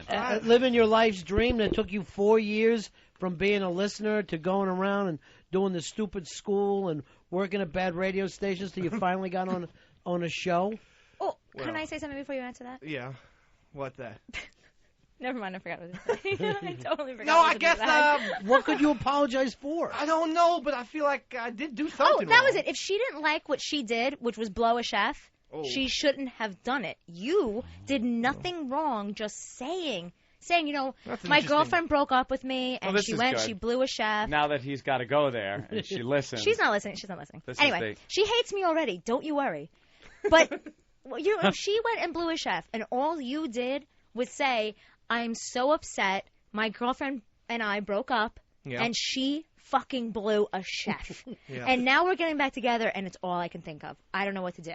That's not your fault. That's good advice. Keep saying blew a chef over and over Say again. that to her 1,000 times. There's a shotgun here. I thought she blew a chief up to now. It's a big, important bigwig. Owned a casino. Trent Green. I need to blow my head off. Oh, talking football. I was talking actual Indians.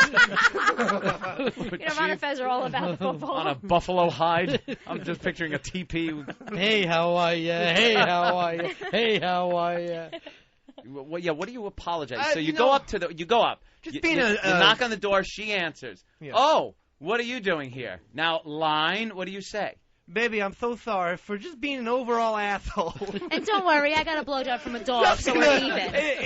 In a very broad sense, Mr. C. Yeah. A jerk-off. Yeah. So you're gonna paint yourself as a real douchebag. Yeah. And hope paint she yourself. Good idea. sympathizes with that. Yeah. Paint, I love you, I'll never leave you across your belly. I'm gonna try that, and I'm gonna, That ain't gonna work. and then I'm gonna mix up a little bit of the groveling that you talked You about. Some of the had me an groveling. asshole. You had me a day. The guy, you can't do that. Jewelry. You're gonna, you know what's gonna happen? What's that? You're gonna get shot down. You're gonna leave with no pride, thinking of what you said, and thinking, oh my God, I am the asshole and douchebag. I just called myself. She's never going to tired. let you live it down, so No. you might as well just let it end. Have some self-respect. That's what girls kind of like. Have some pride. No, I don't pride. believe in self-respect. Apparently. that left Look the at what house a you're long wearing. time ago. You know, Girls look forward to seeing that Midnight Rider uniform. Have Sure. some pride. maybe I should. The boys at IBM want to see you in that hat and mask. No, I figure I'm gonna try it out on Friday. Crooked. I've got some French since she's French. Yes, she is. Right. I know French, like je m'appelle. Je m'appelle? Melinda, yeah. No, I didn't say Pelly. Je m'appelle. Je m'appelle. What does and that mean then? Midnight Rider. It means my name is. Oh, nice. Say Poufias. Fiancé. Poufias. Wait a minute. Even I know that one. Shut up. Say Poufias. Say salope. I think that means whore and slut. No, it means. Doesn't mean whore and slut. No, it does When not. I'm writing this down. This was gonna go in my Kevin Spacey notebook. I see you writing it down. Say, je m'appelle Midnight Rider. Poufias salope. I love you. Je t'aime. Je m'appelle Midnight Rider. Bougie les camarades. Wait, what was What? it? Poufias salope. Poufias. Voulez-vous coucher avec moi ce soir? Yeah, I remember That's a good that. one. That Yeah, was a good that's a movie. good one. Good luck, because But you I don't can- think you have a shot in hell. So what you're saying is, my name is Midnight Rider. Will you sleep with me tonight, honey, Whore slut. sweetie? Cutie. I love you. Can I ask another question real quick? Certainly. Sure. Especially Melinda, you could Yes, answer honey. this. It is her time of the month when she walked out on me. Irrational decisions are made. Oh, then When- wait 3 days before you go and talk to her. No. Can I'll let you in on Yeah. a little bit of feminine wiles. Yeah. When you have your period, it's when you feel it's not when you're bitchy when you have your period. It's when you don't have a baby. That's when you have your period. You are definitely not pregnant. You have not had a baby. So you decide what is important for you at that time. Mm-hmm. Right before you get your period, that PMS stems from I'm not with someone who can take care of me. Uh-oh. Whoa. And not only is her period telling her that, but she's seeing it right in front of her face Yes. in Midnight Rider. Because she's trying to nest right before she has. Nest. And that red hat's just a reminder. Could be, it looks like a And the spray-painted the bird's complexion Here's what you problem do. is Take some pictures of babies that you'll never have and say, look at this. This is not your future. Maybe that'll make her feel better. she did used to tell me she wanted gingerhead babies. Yeah. No, she doesn't. The No one m- wants gingerhead babies. With your genes, the most you can offer her is a stillborn. So you are real. So there's no Look, way. I know my sperm's a little clear. It's not that good Elmer glue consistency. It's more like 7-Up. Yeah. You are not going to get a living baby with that sperm. Right, but it seems tasty at least. Yeah. Oh, I doubt it. No. Look at the color of you. No fucking way that's tasty. You're a drunk. Don't you understand that when you drink too much, that tastes really bad? Really? Yes. If you want to But taste, it gets you fucked up. Yeah. if you want to taste good, eat more vegetables, not asparagus, not Oh, I broccoli, don't like those. not I like- cauliflower, but eat more vegetables. Does Cool Ranch Doritos qualify as a vegetable? It Yeah, is they made sure of corn. do. It's For a corn you, chip. honey, yes, Yep. it's close enough. I like a nice pork chop and Cool Ranch Doritos. Fezzy, you can help me on this. Come on. Oh. Fez never had any he didn't like. He's one of those guys. It all tastes good. On Doritos. All right, a little call for you, Ryder. Maybe a little help. It's flight benefits. How you doing, flight benefits? Yeah. Pretty good. I was on FBA looking through some pictures with my sister, who I'm trying to get hooked on Pal Talk. Right. And she saw the Midnight Rider, and she said, doable. Totally. All right, there you go. Does your sister look like you, flight benefits? Yes, she does. I spanked the flight Fitting benefits. image. She has great boobs. Well, thank you for the love connection. All right, would you like to go out with her sister, or you still want to see if this thing works tonight? I'm still going for tonight. No, you're not. I'm No, you're not. still Jamie, riding for Deal love. or no deal. bring Yeah. flight benefits. Bring your sister into the city right now. Tonight, We're going out. I'm riding for love. Saturday I'll night. see what I can I know do. you're riding for love. You're riding in Manhattan for love. All right, benefits. We'll talk to you later. So you guys are partying this weekend? Yeah, That's the we're deal? hanging. Screw it. All right, why don't you do this, Ryder? After the show, you go out and have a couple drinks with these folks, see how you start feeling for Friday night. Then decide whether you want to go down there or not. Yeah, don't be rash. Yeah, Don't be rash. You A have few a shots rash. of courage. Don't be Yeah. rash. You have to hang out with Anthony. I would love to. We'll have a You have couple. to. We'll have a couple of drinks. Can I say that That's all you're you're going to do. You're going Me to and you, couple of drinks, and then you'll see how if you want to, pursue this. Ryder, you're never going to get I- this chance again if you turn him down now. True. That is Never. something that I would love to do. Definitely. It's never going to Yeah. Okay, before you end the show, can I just say real quick? I've been talking out my ass this whole Got a fucking plug? time. No, I have absolutely not said anything true this entire time. Everything you said.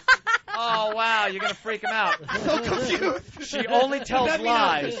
But I am a but compulsive everything she liar. says is a lie, then it's the truth. Warning. The old Captain Kirk way of getting out of a Nothing jam. I said about PMS, nothing I said about getting you laid tonight, definitely nothing like that. Nothing I What? said was true. Liar. Except about the makeup and the eyelashes and the mascara. Oh, okay. The one thing I was hoping would be I'm false. sorry, Yeah. honey. It's the Ron and Fez Show on XM 202. Hey, buddies, for more info on the Ron and Fez show, go to ronfez.net. ronfez.net. All of our cool buddies hang out there. We now return to our regular programming schedule. The best of Ron and Fez. It's the best. Kevin, you're on the Ron and Fez show. Yeah, to answer that guy's question, the more hayseed game down south that we play is pitching washers. What part of Mississippi you are? Are you in? Tupelo, Fez's favorite Tupelo. town You know on who's the born there, Fezzy? The Yeah. King, baby. Oh. That was Elvis's home. He's down there pitching washers. Elvis! Would you quit pitching washers and get up here? Stay away from the colored boys and stop doing that dance. Pitching. Oh, Elvis, ever since your brother died, I don't know what to do with you, boy. I do not know what to do with you, Elvis. Mama, I just got to dance and sing. I got to dance and sing. Just that should be the cartoon. Let's fucking do a little Elvis cartoon. You know how they're always doing, like, little whoever. They have Yeah. Little Bush on Comedy Central. Yeah. Right. Little Elvis. Mama, I got to sing and dance. I got to sing and dance. Elvis! Stop singing colored music! You're never gonna... And that belt's too big, boy! Take that belt off! You look like a rodeo star! Just a little kid in a jumpsuit. Perfect. Oh, Elvis, will you ever learn? Will you ever learn, boy? Mama, I just love color music. I just love it. He did, man. He fucking loved it, Fezzy. That little Elvis. Oh, yeah. Couldn't get enough of it. He'd see fucking three black guys singing on the corner, and little Elvis be like, how can I rip that off? How can I rip that off and make it mine? Someday my name's going to be Lights in Vegas. Just holding a little infant Scylla. Well, that's the thing about Elvis. He fucking loved young chicks even when he was a little boy. He would... He did? Yes. He used to fuck fetuses when he was 11. Wow. They're always too old for Elvis. If there was even a stray hair, fucking Elvis was that fucking grosses me out. Ray Charlie Hodge, throw her out, man. That's a hair down there. That's a fucking hair down there where there should be baby skin. Elvis! Stop fucking the neighbor babies. You're not going to amount to anything, Elvis. But I love it, Mama. I love baby pussy. Love baby pussy. That's what every night he would be saying to his friends. You know what we should get tonight? Yeah, we know, Elvis. You know what we should get. We know, Elvis. Baby pussy. Yeah. Could never be young enough for him. It's like a curse almost. Jack off in the Pampers. He fucking loved it. He could not stop himself. You imagine they would have fucking rained on him today.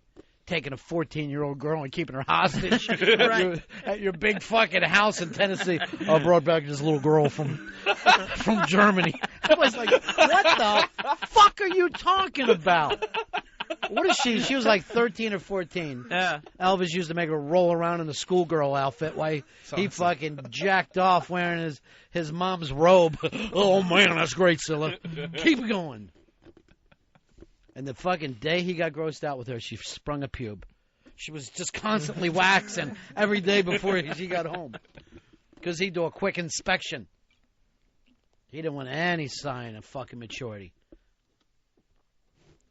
Elvis, how old is she? I feel like going home watching one of those Elvis biopics. I can't get enough of them. I want to get every one of them and fucking get high as a kite and watch them back to back. Just one after another. They would have fucking burned him to the stake today. Taking that little girl home from fucking keeping her away from her parents. Tying her up, fucking dressing her up like a baby doll, except for he put just giant heavy makeup on. He used to do her makeup, and she's like, what are you doing? I want you to look like me, honey. I want you to look like me with a baby pussy. He fucking loved them young. And everybody just went, oh, he's so sweet to her. He's a fucking full-grown man. She's a toddler. It's almost like a sex trade. You know he never fucking banged her again after she had that baby. He said he could never put his dick where a baby's head was. What? He was good that way. He went, can't do it, man. Saw a baby's head come out. I can't do it. Good to the baby, I guess. Baby's face was down there. It's ruined. He fucked her one more time after she fucked her karate teacher. He found out about it. He threw her on the floor and raped her, and that was it. What? He gave her one to remember. That's if you believe the books. I don't know. I can't get enough of that bastard. The Ron and Fez Show. XM 202.